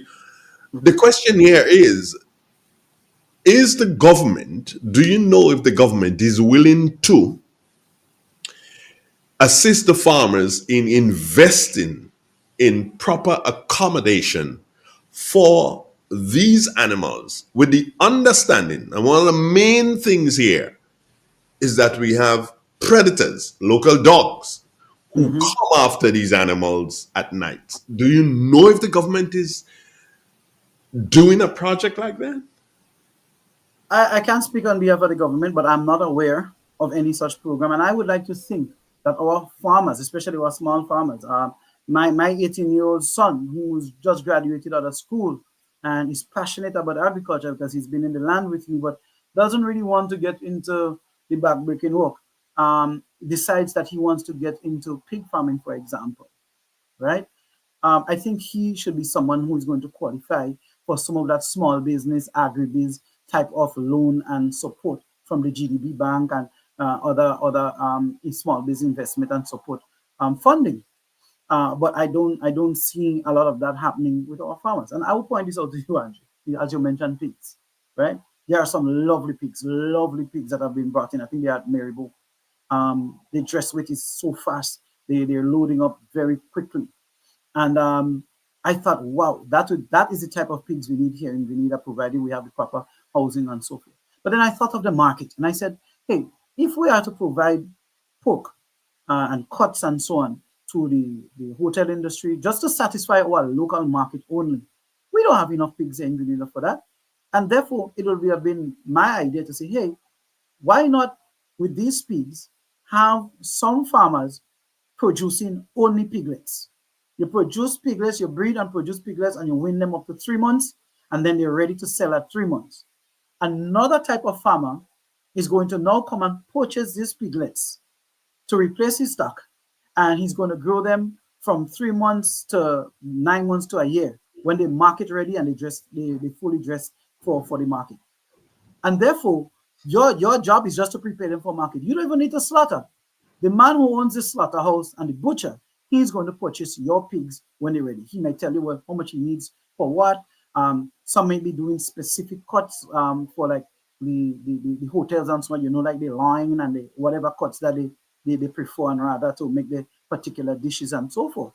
But that kind of market is available, it's here. And again, we have not thought through from reproduction all the way to it sitting on someone's plate or in someone's house. What is that process? Where is it that we're lacking in terms of getting up to that capacity? What is needed? And I'm sure, as you mentioned, the number one thing is wouldn't be farmers to do it. It will not be the process or the feed and all of that. The number one thing would be, do we have farmers that have the appropriate housing that can take and house 500 pigs, 1,000 pigs at a time? Because if you're killing off 50 pigs every week, I mean, you're going to turn over pretty quickly, right? That's 200 pigs a month, and it takes 9 months to get it ready. So you need to have that backup in terms of, once some goes out, 50 goes out every month, you have 50 to come in. So if we have that type of process in place and the support that is needed for that process, the equipment for the butcher house that's going to do those specific cuts and so on and so forth, because obviously that's going to sell at a higher price. Yeah. Who is going to do the cuts for the local market? What are the waste products coming out of that, and what can we do with it? Can we crush it and grind it into something to create dog food, create feed for whatever it is, or canines, or whatever is that type of food, fish food? Can we put it back into animal feed so that the animals can feed on them and have better nutrition? So we have to think 360 all the way through. It's not business as usual. Our people are depending on us, and we have the resources, we have the potential, we have the commitment, we have the vision. All we're lacking is the government's commitment to putting the resources behind it. You spoke of different cuts and so on, and I remember we had that sort of expertise in St. Patrick through Daisy. That you remember Daisy? Yes. Yeah, he went to Barbados and he did years and years ago. He went to Barbados and he did this specialized course as it relates to different cuts. And that's when I saw Daisy doing, I'm like, what are you doing? And he says, oh, this is a cut for barbecue. This is a cut for stew. This is lines. And I'm like, okay, fine. Yes. But Daisy has since gone. He's gone into the great beyond. And with listening to you there and speaking about cuts, I'm realizing now that, hey, we don't have, as far as I know, we don't have a butcher that is able to do this in St. Patrick right now. And maybe you might ask your friend Andal to see if he can help us. He's foreign affairs. Mm-hmm. So you probably can ask us. Would you be able to ask Andal that? I can ask. That's all we can do. But I don't think we just need a butcher. We need a butcher house. So that where you could go to ensure that your animals, first and foremost, are legally owned to offer up for slaughter. We could verify that. That's one. And two, the animals can be slaughtered in a manner that is respectful and a manner that is sanitary, and is stored properly to offer for sale for our customers. I think a slaughterhouse is what is needed, and then you can send 4 or 5 people, not one, send 4 or 5 people to train, or bring in somebody to train 20 people here. In Okay, I lost you there. It seems that your internet has failed on us. We will, of course, try to get you back in. But this is Real 91.9, 91.5, www.therealfmgrenada.com. Broadcasting from studios located Main Street, Sateas, inside a beautiful historical St. Patrick. My name, Andre Donald, speaking here with Galani Glean this morning. And we seem to have not seen. We did lose him there. Seemed like his internet failed a bit on us this morning. So what we'll have to do is to make that reconnection. But it is now what? I make it 4 minutes before the 9 o'clock hour. So we're going to go into the news. And then when we come out of the news, we will be able to have Mr. Glean back with us. So Mr. Glean, I know that you're hearing us. Yes. And what I'm going to do is to take some commercials into the news, and we are going to come back out of the news with you again, and we'll be speaking to youth and education and engagement of people as it relates to the next general elections. This is Real 91.9, 91.5. So Mr. Glean, you can take a cup of coffee or something, and or probably you can, No, I was just telling you go and get a cut because you're so close to the meat market, but you can't get a cut there. This is Real. Stay with us, friends. Tune in on the spice side, where the airwaves free. Night and night for my night. On the radio see.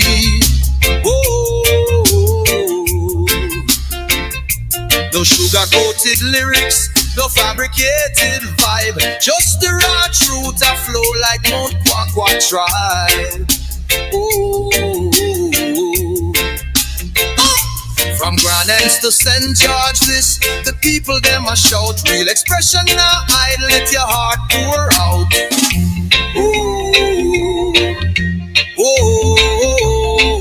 Microphone to the heavens, the signal strong and clear. Voices of the voiceless, the oppressed, the sincere. Real FM are the vessel, your message fill the air. Speak your truth, Grenada, where your heart there. Real expression, real connection. 91.9, the righteous reflection. From the hills to the harbor, hear the nation sing. Real FM, the sound where make freedom ring. Real expression, real connection. 91.9, the righteous reflection. From the hills to the harbor, hear the nation sing. Real FM, the sound where make freedom ring. Shaman chant the blues, farmer hymn the rain. Mama shares her wisdom, makes them chant for change. The radio no silence the struggles we face. Amplify the joy, the pain, the grace. Not making the rhythm, cocoa in the bass. Real FM hold the mirror to the spice all face.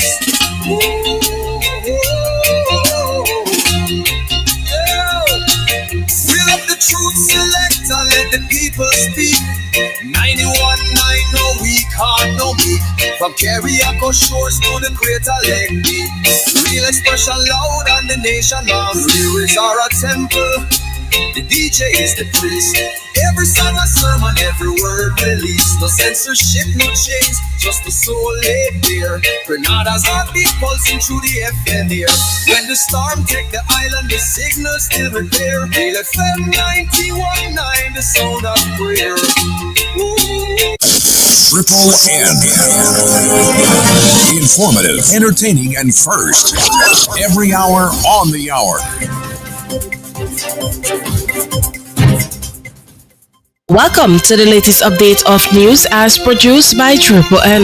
The details when we return. In an industry where customers expect quality, M&N Hardware Limited is a leader in locally manufactured aluminum windows, doors, roofing, and guttering. Our manufacturing division is efficient, flexible, and will always go the extra mile to surpass customer expectations. If you need security, sash, casement, or projected windows, we're able to do it. Our security and heavy-duty doors are state-of-the-art and can be customized specifically for you. Using innovative coating technologies and protective film, our roofing and guttering is weather-resistant, providing outstanding color retention for many years. Available in 24 and 26 gauge and a variety of color options.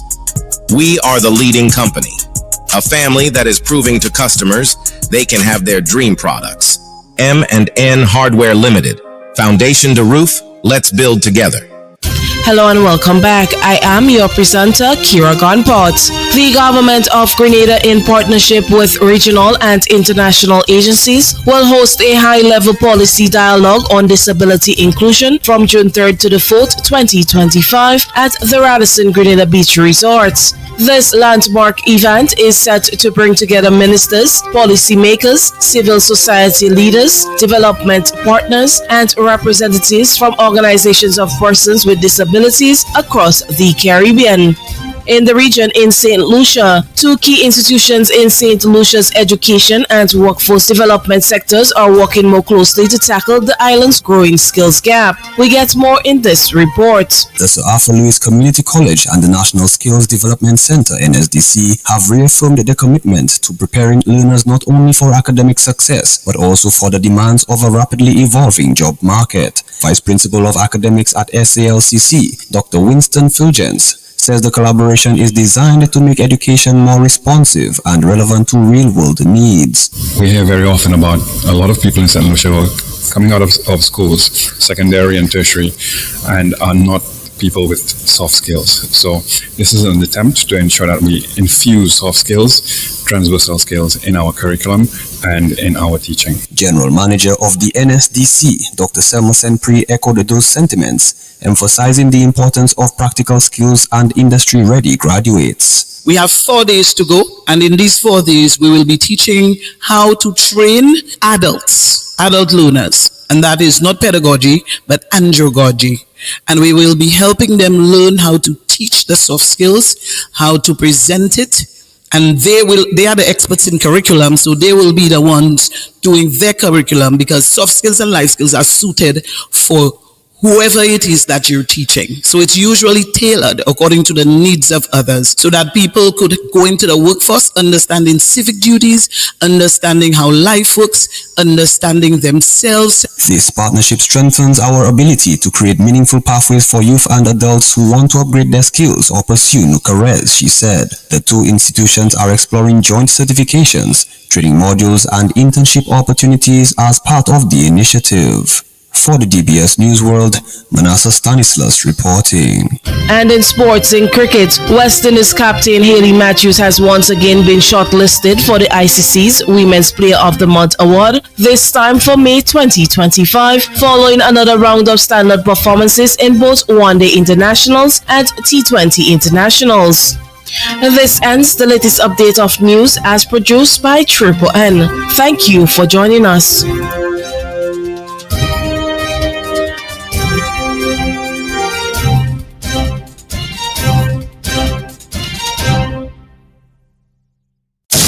Triple N. Informative, entertaining, and first. Every hour on the hour. It is said, the proof of the pudding is in the eating. Therefore, the authenticity of the beverage can only be acquired in the taste. A taste which is original to Antoine de Beauregard Industries. and comes from a combination of spices and local rum, which can hold its own all over the world. Woodman, a strength which speaks for itself, a taste which stands out from the rest, bottled with care, which speaks to perfection. Try Woodman today and be stunned by a flavor as never before. Let your palate savor that which is produced locally. Do not be deterred by substandard products.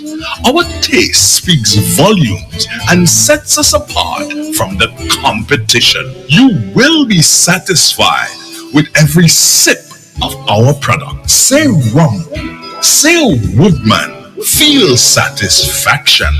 Now that's quality.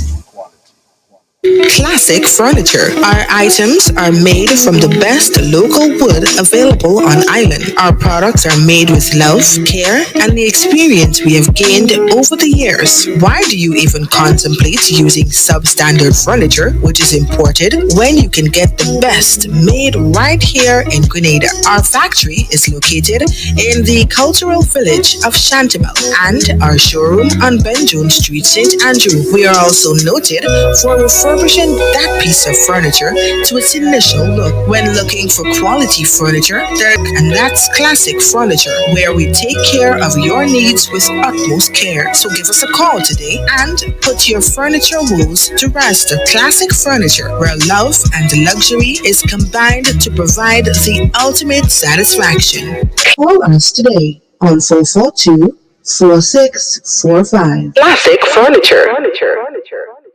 Too often, customers are counted but not valued, like mere numbers, statistics, transactions. But at Flow, we're prioritizing you, our valued customers who have been with us through every milestone, every moment. That's why we're putting our money where your loyalty is. Flow customers claim up to $400 in rewards for smartphones, groceries, and more when you add mobile to your current internet plan. Because loyalty isn't a one-way street. At Flow, loyalty flows both ways. Step inside. Immerse yourself in colors that come alive. Color by Seasons. Let your imagination run wild. Surround yourself in a world of colors. Color by Seasons. Endless inspiration. Bold expression. Bold expression. Color by Seasons. Seasons. Express your style with Color by Seasons. The new Granville Credit Union debit card has made online shopping easier than ever. Quick, secure, and hassle-free. Just tap, pay, and shop with confidence. Get yours today. Expert nail technician wanted. Looking for a skilled nail artist who specializes in acrylic, gel nails, stunning nail art, and luxurious pedicures. If you can turn nails into masterpieces, I want you. Creative braider needed. Need a talented braider who can slay cornrows, locks, and braids, and all the latest style. If your hands can work magic with hair, let's connect. Hit me up or WhatsApp me 403-4421. Let's create something amazing together. The new National Party NNP New York Support Group presents the best of the best. You have waited long enough for this one, and now it's here. Saturday, June 21st, an all-exquisite affair, an enchanting evening of elegance, 9 p.m. at Carib Hall, 1963 Utica Avenue, Brooklyn, New York. Music by DJs Jude and Small Clothes. Dress formal for what will be an experience of a lifetime. Delightful dining and dancing. Entertainment galore. Share elegance. Tickets $100. Meet and greet the stalwarts of the new National Party. Dr. the Right Honorable Keith Mitchell, Party Chairman and former Prime Minister of Grenada, the new NNP political leader, Honorable Emmeline Peer, and Deputy Political Leader, Senator the Honorable Nolan Cox. You just can't afford to miss this. Contact Aisha Olivier, 917-520-3164. Cathy Albert, 347-262-6818. Wendy Maguire 917-602-1476. PD Francis 917-642-7187. And Sharon Caesar 862-234-0879. It's a 2025 annual NNP presentation to the max, just for you. I like the just for you. Good morning to Selwyn Noel. How are you doing, brother? Unfiltered truth. Good morning, Grenada. And the power of radio to 10 minutes after the 9 o'clock hour. As you know, we're speaking with Galani Glean, who is the NNP St. Patrick West caretaker at this particular point in time. And been having a pretty decent discussion with him this morning because we spoke about a number of things: his personal and political journey, constituency concerns. Did we speak about the youth? No. Did we speak about the youth? No, I don't think so. We're just going to get into the whole youth aspect of the thing. Let's see if we can return. And as I say, if the internet permits, we can return and link up with Mr. Glean on this occasion, again on 20 questions. Good morning to you, Mr. Glean. I see the internet permits, so we are together again. Absolutely. Get your volume. You there? Yes, you heard me? Right. Yeah, I'm hearing you now. I'm hearing you loud and clear. We didn't speak about youth before, did we? No, we didn't get an opportunity at all. Okay, great. So it means that I have a few more questions for you. It may seem that you have answered 20 questions already, but I believe that we have done only about 10. Only about 10 questions. I don't know if we're going to get through that 20 questions in the next 45 minutes, but let's see what happens. Let me throw it. So we've done constituency concerns, which you've spoken to. And I don't think somebody's doing that. That person is a really smart animal to be calling me at this time.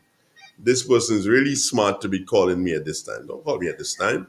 You cannot call me at this time. That's not fair. I don't know. You have to send me messages and stuff. People should know that by now. Anyway,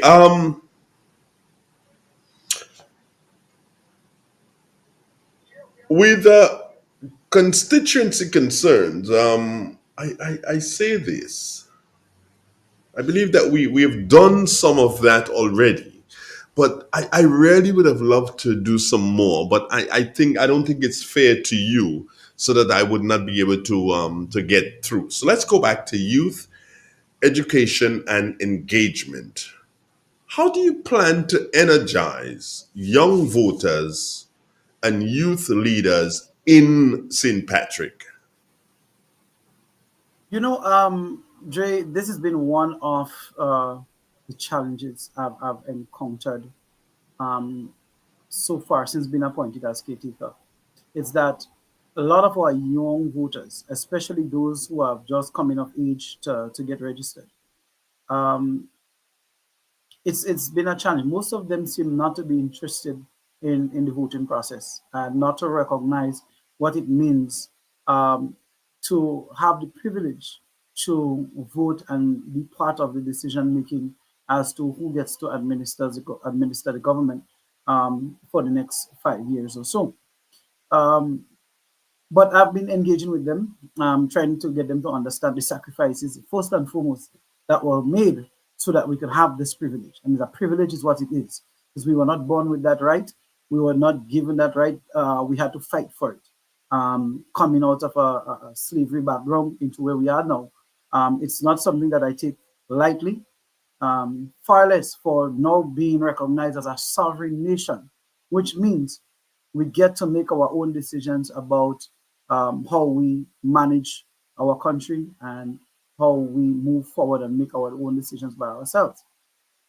In that regard, I often urge persons to not take this privilege for granted, and we owe it to our ancestors and those who fought for that right, and it's a privilege for us to really commit to being part of the process.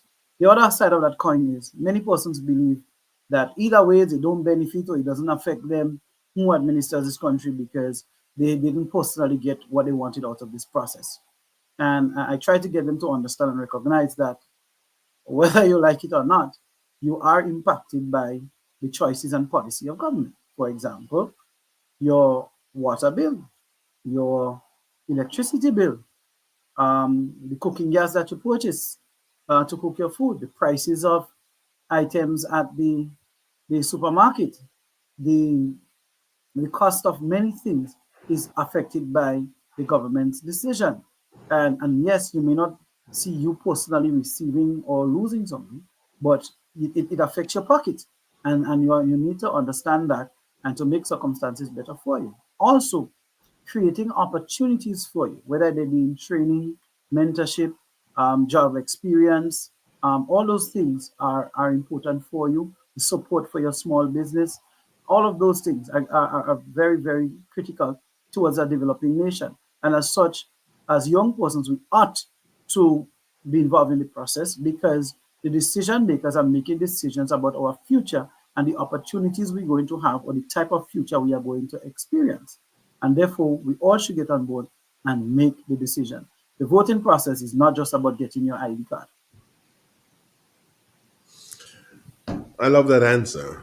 And I hope that many young people will be listening, or they probably will go back and take a view of this program. And when they get to this portion, that they rewind again, because I really and truly love the answer that you gave to the young people. However, in your opinion, Jelani, you've gone to school in St. Patrick, you have taught in the parish of St. Patrick. But do you think that enough has been done to support school infrastructure and student development over the past 3 years in St. Patrick?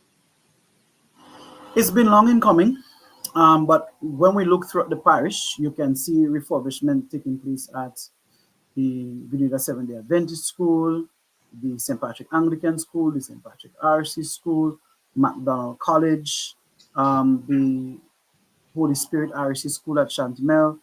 So I believe a large number of these schools have been upgraded and refurbished in some way to make the environment And become that would be conducive to in learning. the past 3 years?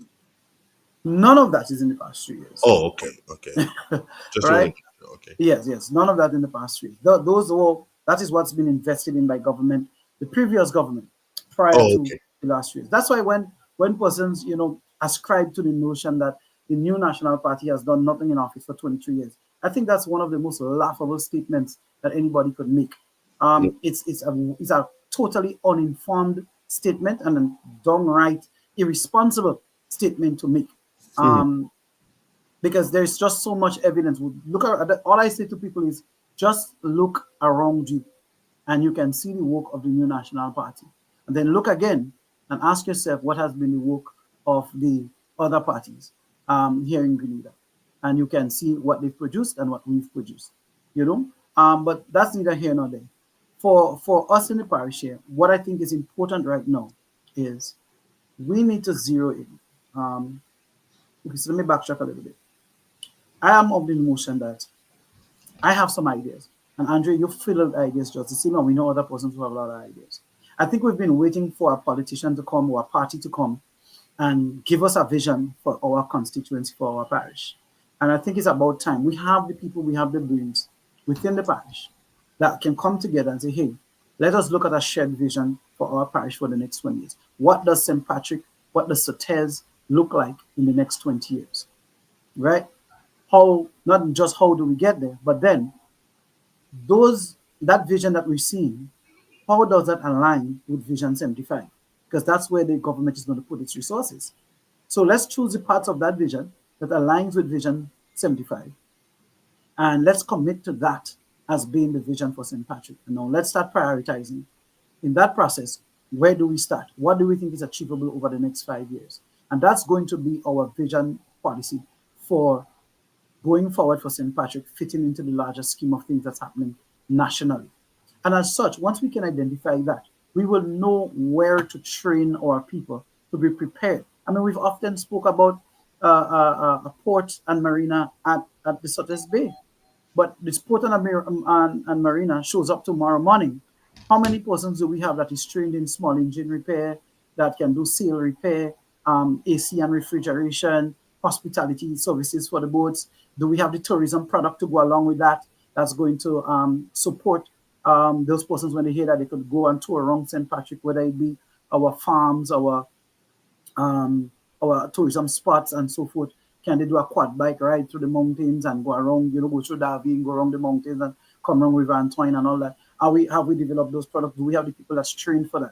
So I believe the vision is going to create the opportunity, and simultaneously as we prepare for those opportunities, we need to train our people to prepare. Because all persons need to understand this notion of waiting to receive everything from the government, that you have no responsibility for yourself and for your lives, and that you have no commitment towards developing yourself as part of developing your family, as part of developing your community. We have to start thinking differently. Nationalism and patriotism is not about waving a flag and saying, hey, I'm Grenadian and playing jab. There's a lot more to it. You have a responsibility as a citizen to contribute to the development of your country. And you do so by educating yourself, training yourself, making use of opportunities, contributing to the GDP, contributing to your community development, volunteering your time, providing service, helping, ensuring that the community is a safe place for your children and their friends and your family to grow in, to participate in, and that they carry on the values that we as a nation are so proud of. Sometimes I'm sitting here thinking, well, can he get any better in relation to the answers that you're delivering? And every time I ask myself the question, it seems like, you just knock me down a couple of knots, that you're just getting better and better and better. And I really appreciate that. Now that's good for you. What is your response to claims that government's youth economy program is not reaching areas like St. Patrick West? I'm concerned for the youth in St. Patrick West, because being on the ground, being someone who goes around and visits and speaks with them, someone who's all my life I've been involved with youth and around youth, whether in coaching or in teaching and so forth. That's always just been part of my community life. And the frustration that I'm seeing right now is at an all-time high. It reminded me of times before, just pre the Imani project and so on. Because we have to understand, Andre, every year, annually, we are putting out about 2,000 secondary school students. Probably 500 of those goes to TAMCC or on to some other training. While that is happening, TAMCC is also putting out 500 to 700 every year. And then SGU is also going to put out maybe another 250, 300 Grenadians from SGU. So here we're talking over 3,000 persons looking for employment yearly, right? So since this administration would have taken office, there's probably been 9,000 new people coming onto the job market looking for an opportunity for employment. When we look around St. Patrick, can we truly say we've seen government initiatives that has created employment opportunity for youth here, outside of the regular give somebody a contract to do a drain, give somebody a contract to help with a small bridge or a footpath or something? That's not real employment. That's short term. That's a patchwork. Yeah, it's the same as the debushing program. Like, we should go to look at the debushing program as employment. It's a patchwork. It's not consistent. It's for a short period of time. You'll get something to help you to carry forward and to maybe help the home and so on and so forth. But the real objective has to be creating real employment, right? And when we look in St. Patrick West, in St. Patrick as a whole, we don't see those investment opportunities. We don't see the support in agriculture. We don't see the support in fishing. We don't see the support in construction. We don't see the support in business. So where is the support coming from to support our young people and to give them dreams? And we don't even have policies. Like I said, there is not this document that I can hand to you. Like I say, hey, are you interested in rabbit production? We have a rabbit thing, and we're trying to get, we can help you to get your stock up to about 1,000 rabbits, and you can do this. This is a plan. This is a document. and to support you with your housing and so on and so forth, this is where you go. To get the young rabbits and so on, this is where you go. And that's assisted to create the dream and the pathway. We're not creating pathways for our young people that is going to take them from where they are, provide them with the training, the resources, the support that they need to move to be where we need them to be and to be contributing to our economy. That seems to be the challenge for us, and our young persons continue to grow more and more frustrated. They tell you, So this government is not for them. the big question here, are you at this particular time, you are the caretaker for your new national party in the St. Patrick West constituency. And can I safely say that you are at this moment uh, mentoring or engaging with youth-led activities in your constituency? It's all well and good to talk, but are Mhm. you? Listen, I run a business, and my business, in terms of promotions and so forth, and my business employs persons from my community. That's what we do, and we take persons from even within school to walk along with and support us so that they can see from behind the scene, what is the investment that has to take place?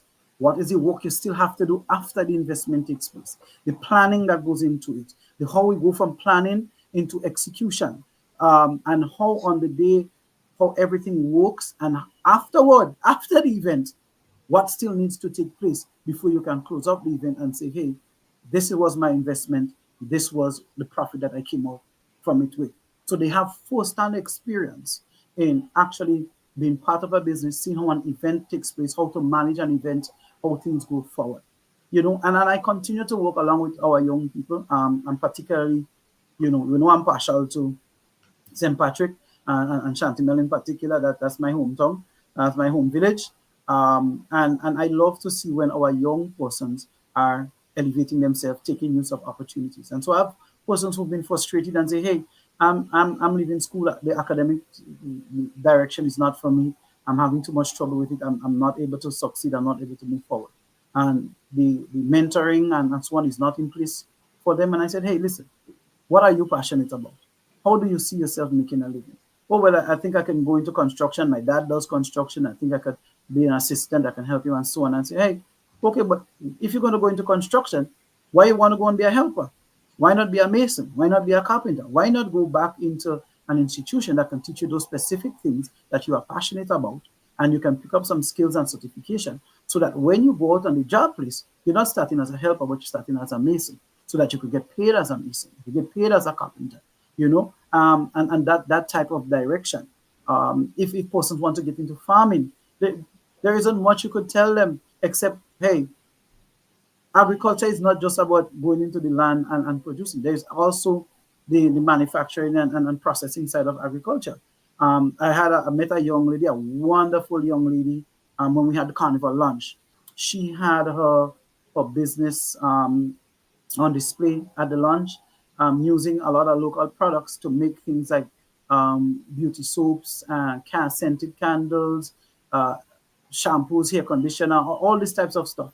And she was saying to me, do you know anyone I could purchase aloes from? Because I'm so interested in getting aloes because my business is across the region.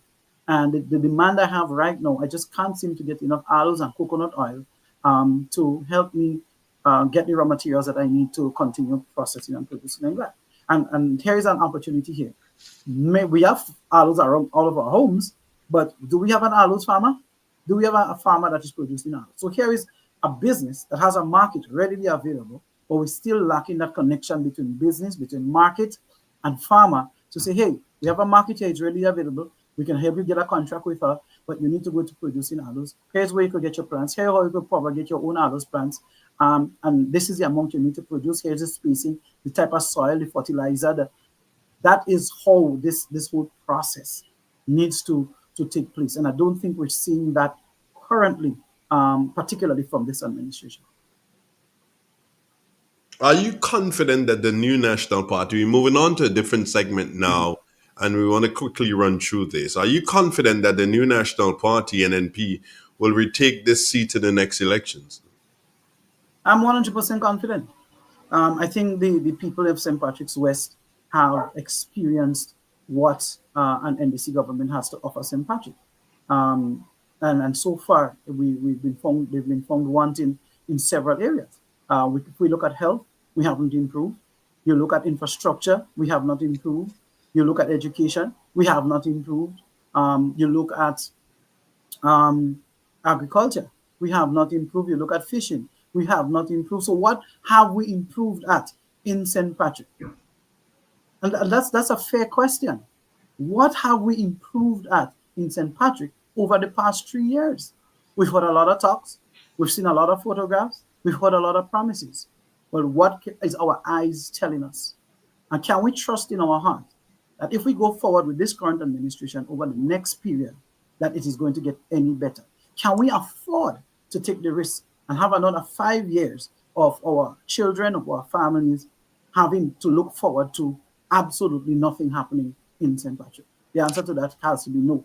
And I think the INMP and myself provide that alternative. How active is your political groundwork in the constituency right now? How active is that?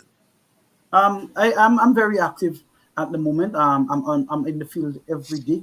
Like I said, I think I reach more people going out to the field at this point in time than I would have persons, coming into the office to see me. I'm well known in my community, but there are still lots of people who do not know me personally that I hadn't had direct and personal contact with. Maybe I taught the child, or I coached one of the children or the family or so forth.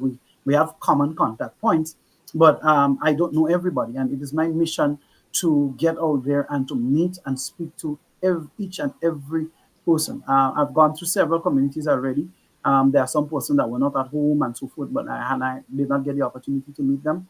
But once I complete every PD, I'm going to be making my way back around again, specifically looking for those persons that I didn't get the opportunity to meet with. I'm readily available. If you urgently need to see me, you can always reach out to me to come visit you. I will do so once you are available, and you can give me a time when you will be available, or we can set up something where we can meet at the party office at Sotes. What feedback, Jelani? What feedback are you getting? What feedback are you getting from the ground as compared to 2022? Because you are wrong. You were the campaign manager for Philip in 2022, so you must know what was on the ground then, as opposed to what it is now. I would say on the ground back then, the challenge was a little bit different. On the ground, you had persons who, because the current administration at that point in time, most of them had no track record in government. It was difficult to point to anything, that based on the history. However, the New National Party's track record speaks for itself, and there were many areas that you could have, choose to be critical or not, or supportive. So in that time, I think people had a lot of hope in a lot of the suggestions and ideas and promises that were made by the then administration going into an election, that maybe some of these things would come through and they would benefit from them, especially on a personal level. But I think this time around, the track record is there, and persons can no longer just issue promises and say we will, because you've been there and you have not, right? And people are experiencing in real time what it is to exist under the operations of the current NDC administration in government. And so for us in St. Patrick's West, it's been a no. We have not made any progress whatsoever. Joseph Andel has been in the politics maybe closer to your age in the amount of years that he has been in the politics, Jelani. So the big question one can ask here, are you confident that you can take the seat wrestle this from Joseph Andel, from the NDC to the NNP? Are you confident that you can wrestle it? And if so, what are you personally going to push for the constituents of St. Patrick West when you get elected in the next general elections? Well, Andre, I think it's not just a matter of my confidence. I've always been a confident individual, no matter where I've existed under whatever circumstances or situation I've existed in my life. Or I've always remained confident. I've always believed in my potential, in my abilities to deliver and to perform, even under great heat pressure and overwhelming circumstances. But nonetheless, this is not about me as a person, as an individual. This is about our party. This is about our nation. It's about our people. It's about our constituency.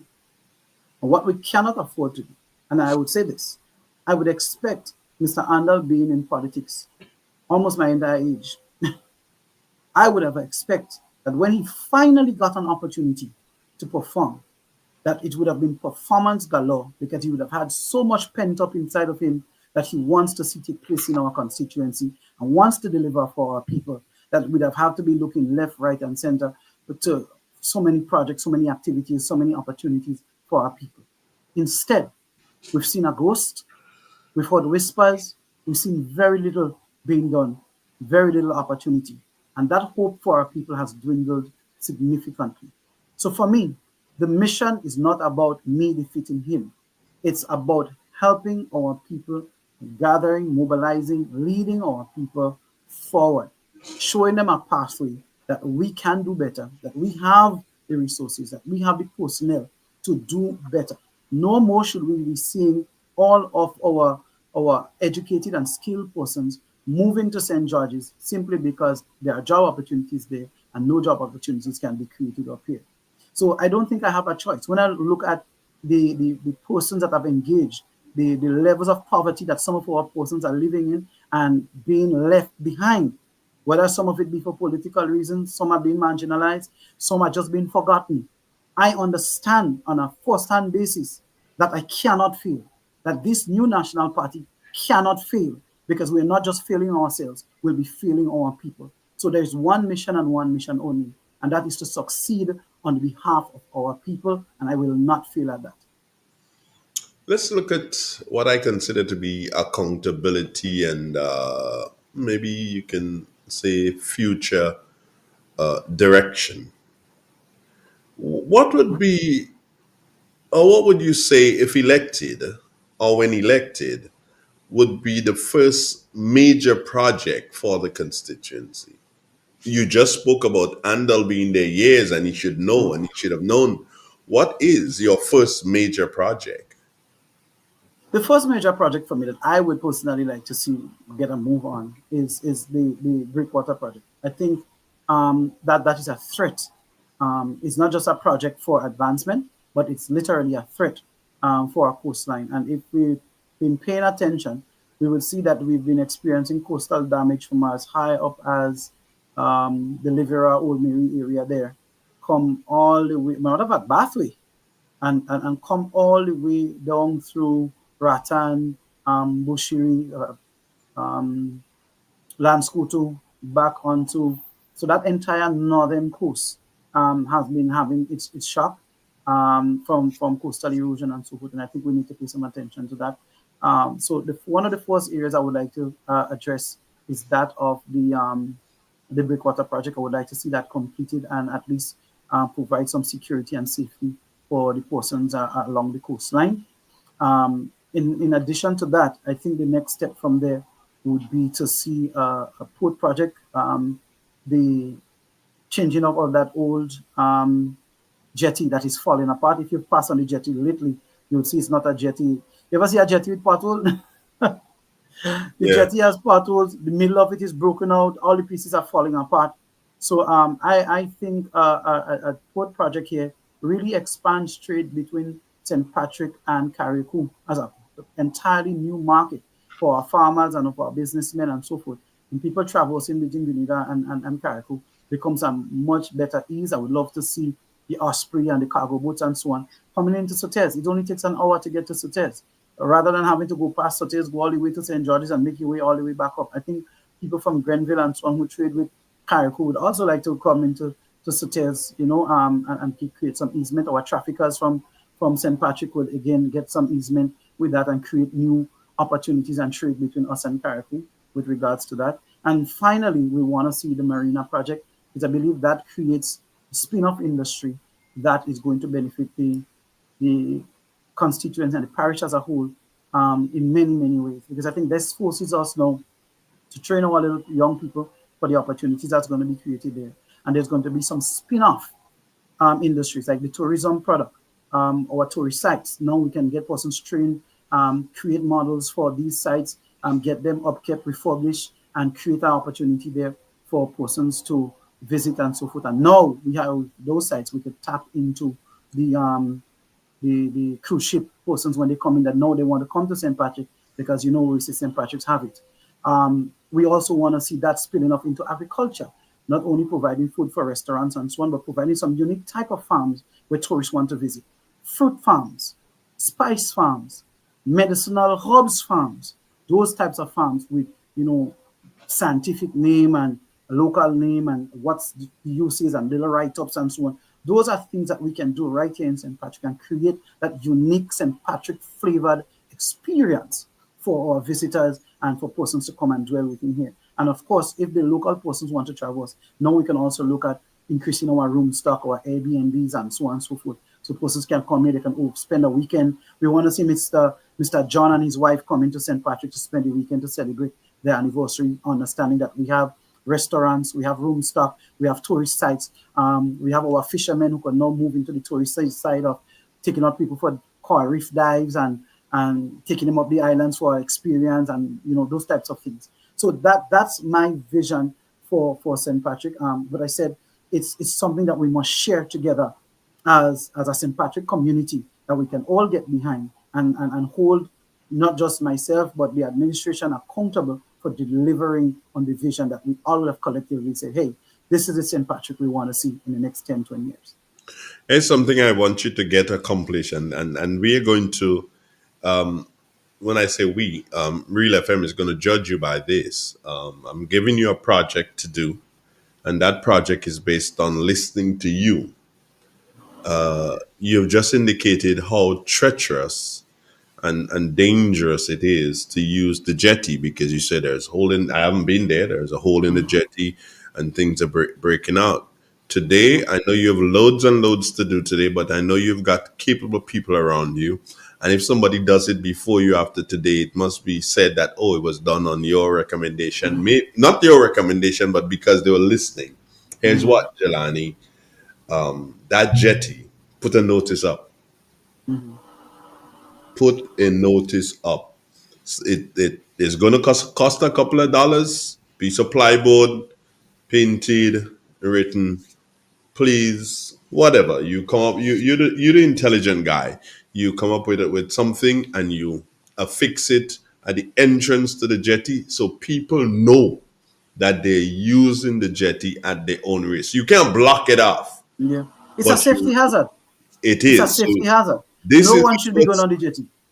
This is the first way that you're going to do exactly what my next question is asking. And my next question is that, how do you plan to stay visible and accessible to the residents in this constituency after you have won? Excellent. So, first and foremost, one of the things that I really admired about this current NDC administration is that when they began, they held town halls every quarter to give account of as to where they were in their delivery. That has stopped many years now. But I thought it was a very good way of staying in touch, keeping abreast, keeping the constituency abreast with what is taking place, what's happening, where in the process you are, what opportunities were available, and so forth. So that persons also had the opportunities not just to benefit from that information, but also they could have raised issues and so forth at a community level, and so that may have slipped through the cracks and may not have been picked up by the administration of the machinery within the constituency. Someone could have said, hey, I've been observing these people, there are 10 houses up on this hill and they're coming down this muddy track every day. They have to change. Sometimes they fall. They have to go back home and change their clothes. Look, this one lost their job because they were getting late to work late, especially during the rainy season and so forth. I think something should be done in that area there, and then you could address that. So little things do fall through the crack, but our people are observant. Our people always want to contribute towards making life better for the neighbors, families, and friends, and it's a good opportunity to keep. So that's one of the ways. Of course, there's always the constituency day, in which persons you dedicate to meeting with persons within your constituency to engage with them and so forth. That is a must for me. And in addition to that, I think there's going to be through the office and so on, the opportunity for me to meet with persons one-on-one if sometimes I need to visit and so forth. But I like the idea of some of the places and things that we want to see done, that we post some signage in those areas and places to say, hey, these are places we want to target, these are things we want to improve, and this will be coming when we could expect them. Just to give us a reminder that, hey, we have a responsibility and a commitment towards these things. And if it's one thing the new National Party is known for, is delivering on what it says it will do. What do you have to say? What message are you giving at this particular point in time, Glean? Or what is your message to the people who have been disillusioned, not just by the Congress, but also by the new National Party? I would say to persons, don't give up hope. Don't be misled. We have delivered. We have shown you, we've gone from a board hospital to new concrete building, new wing, new machinery. We've done stadia not once but twice. In my lifetime, I never thought in Grenada here I would see international athletes, Olympians, Olympic gold medalists, world champs competing right here on my home soil in Grenada, visiting our schools and our children. We've done infrastructure, electricity, water. That's history, ancient. We've brought that here to every community in Grenada. I was one who had to carry water at 3 o'clock in the morning so that you could bathe and have for use in your home. Today, that's a thing of the past. My kids don't even have a clue about that, but I had to live it. And that is because the new National Party has always had vision and has always not just had the vision, but been willing to do the work that is necessary to deliver on its vision. And this time around, it's no different. Yes, the party is through an evolutionary process, but we are only getting better. We're only getting better. And I can tell you, in the words of our political leader, anything we've done in the past, anything we've done before, everything we've delivered on, we are going to do it even better in this coming future. We just need you to give us the opportunity, and we will stand by you. No more can persons hide behind the illusions of promises and grandeur after having the opportunity to deliver on these and failing miserably. What are your views on the state of politics in Grenada? For me personally, I'll tell you this. I do not like the tribalism. I do not like the online bullying. And I'm talking about from both sides, from any persons who participate in it. Because I know this is not something that we preach as a party. We are all Grenadians. We need to create a Grenada for all. Yes, you support your party, I support mine. In homes, there are husband and wives that support separate parties. There are brothers and sisters that support separate parties. Neighbors that support separate parties. This is no reason for us to start personalizing the issues of these challenges and ensuring that we pull each other down and we say the worst things about each other, and we try to make each other feel bad about our opinions and our ideas, and belittle each other. There's no need, there's no reason for this. We are all Grenadians. We need to create a Grenada for each and every one of us. I want to see us moving together, working together harmoniously, not criticizing for criticizing's sake, not condemning for condemning sake, but condemning because there are real concerns. Sometimes an idea is a great idea, but in its execution, you've overlooked certain things that is causing harm or hurt to a particular group, a particular individual or so. And you have a responsibility because they are citizens too. You have a responsibility to pay attention and to look at that. Nonetheless, that doesn't mean to say that someone has to hate you simply because you choose to support a particular party or the other. And I would really like to see us as a nation move past this tribalism and put on the armor of patriotism and nationality. Let's wear our Grenadian colors. Let's wear our Grenadian pride and our Grenadian armor.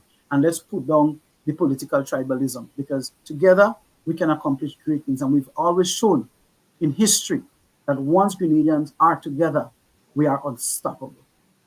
Your final question for the morning at 9:50. Your final question for the morning, Glean, is one that I'm certain that you should be able to handle in a snap. Why should the people of St. Patrick West choose Galani Glean over Joseph Andal in the coming elections? Why the hell should we choose you and not Andal? For two reasons. One, I represent a party that has a history and a legacy of delivery. I have a party that has stood firm on the grounds of morality, that has stood firm on the grounds of our Grenadian values, that have created vision and have improved the life in every turn and opportunity we've gotten in office. We have improved the lives of Grenadians. That is one. I stand on that legacy. Secondly, I'm a son of the soil. I've been committed all my life towards helping others improve, whether it be through education, sports, or community development. I've given my life and committed my life towards seeing others do better and thrive. And that is no different at this point in time. I will deliver. I stand on the shoulders of giants, and I myself intend to leave my footprint in the sand that we as a St. Patrick people can all be proud of when we see St. Patrick in the next 10 to 20 years. No, you just confuse me there, and I'll be honest with you. No, I'll be honest with you. You stand on the shoulders of giants, but yet still you want to leave your footprints in the sand. How the hell you gonna do this if you're standing on people's shoulders? You can't. You're not in contact with the ground. What's up, bro? Then at that point in time, I'm able to step off those shoulders and be the giant that someone else stands on. Oh, that is what you mean. Because I'm like, how the hell is he gonna do some leave footprints if he's standing on shoulders? You know, he's not gonna. And that's where leadership comes in. Sometimes you need to stand on the shoulders of those who've laid the foundation and create the work and create the way forward and learn. I'm not too old to learn. I learn every day. I learn from the people that I meet. I learn from my kids. I learn from youngsters that I come into contact with. I learn from the business people. I learn from the elderly every day. I'm never too old to learn. But at some point in time, it's going to come for that transition where I can now depart my learning onto somebody else that's coming up. So they too can stand on my shoulder and take us even further. Yes, this one is not a question. I'm just going to make a statement, or I'm going to call a name or something, and then you're going to comment. Yeah, is that okay? This That's one, fine. Keith Mitchell. The legend, the boss. I think I really hold Dr. Keith Mitchell in very, very high esteem. He's someone that I look up to. He's someone that I take a lot of more counseling from, a lot of guidance from, mentorship, right? It's someone that I've seek a lot of mentorship from on a personal level because he's been there, he's done this. He's been an astute leader, and a community has supported this gentleman for what, 40 years? That is amazing. That is a feat I don't think anyone else have ever or probably will ever accomplish again in Grenada. And there must be a lot that I can learn from him. His performance in government as Prime Minister, as Minister of Works, has been tremendous. Has he been perfect? Absolutely not. Show me who is. But I think his legacy and legend speaks for itself, and there is so much that we can learn from him, and we ought to before his time with us. I'm not putting word on him, knock on wood. Before his time with us is no more, and we no longer have access to that wealth of knowledge and experience that he carries with him. Kudos to him. I would love to see him emulated just as persons on the monetary notes and statues and so forth. I would love to see him emulated during his lifetime while he's alive to that sort of level and stature before he departs from us. Emmeline Pear. Oh my God, charismatic, leader, strategic, analytic, caring. I've known Emmeline Pear since I was a teenager. I've seen her in her capacity within the Ministry of Youth. organizing, mobilizing, working, particularly on the behalf of youth. I know she has a love and a passion for youth. I've seen her doing that, and I've seen her elevate into the political realm, and I've seen her, elevate and move beyond even tough circumstances, making tough decisions, hard decisions, unpopular decisions, and having to face them head on. But at the same time, while making those decisions, putting a hand out and putting a safety net under to ensure that those whom are affected by those decisions, that some level of care and consideration is given towards them so that they too could be as comfortable and as safe as possible. And I admire her. I know she's going to do a great job as a political leader for the new National Party and as Grenada's first female Prime Minister to come. Okay, let me thank you for this morning. I was just about to say Andre Donald, but I wouldn't do that. Let's leave that one alone for the time being. But let me thank you so very much for being a part of the program this morning. I look forward to having discussions like this with you in the future. And on behalf of myself, all the best in your endeavors as you seek to become the youngest ever person to win the St. Patrick West constituency. Did you know that? I never even thought of that. Then think about it. So let me say thank you, brother, for having me on this morning and grilling me with your 20,000 questions. It was a pleasure. I also want to take the opportunity to invite all of St. Patrick to our public meeting in St. Patrick East at the River Sally Junction on Thursday. That's tomorrow. I think starting time is 6 p.m. We're going to have our political leader there, our caretaker for St. Patrick's East. Some other guest speaker, Dr. Mitchell, will be there. I myself will be there as well. Young caretaker like myself, Amanda Japal, she's also going to be there.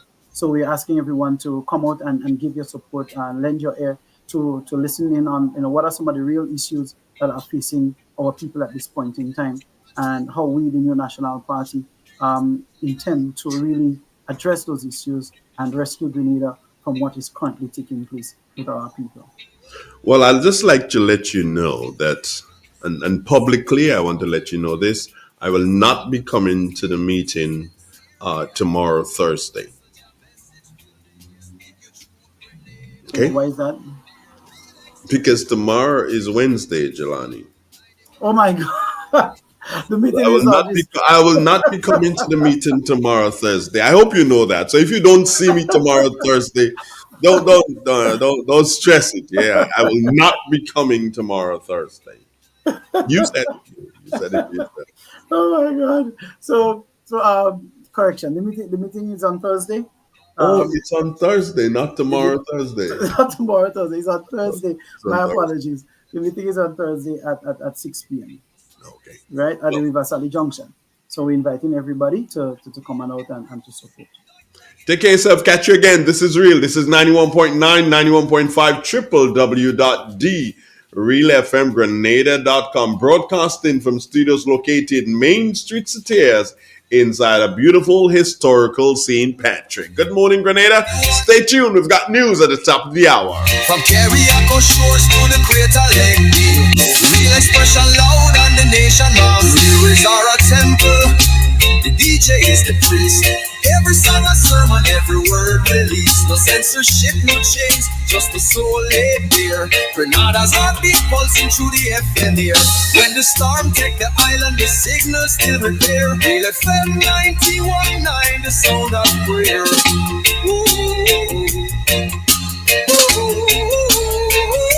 Real expression, real vibration. 91.9, the soul of the nation. Keep the frequency alive, no hesitation. Grenada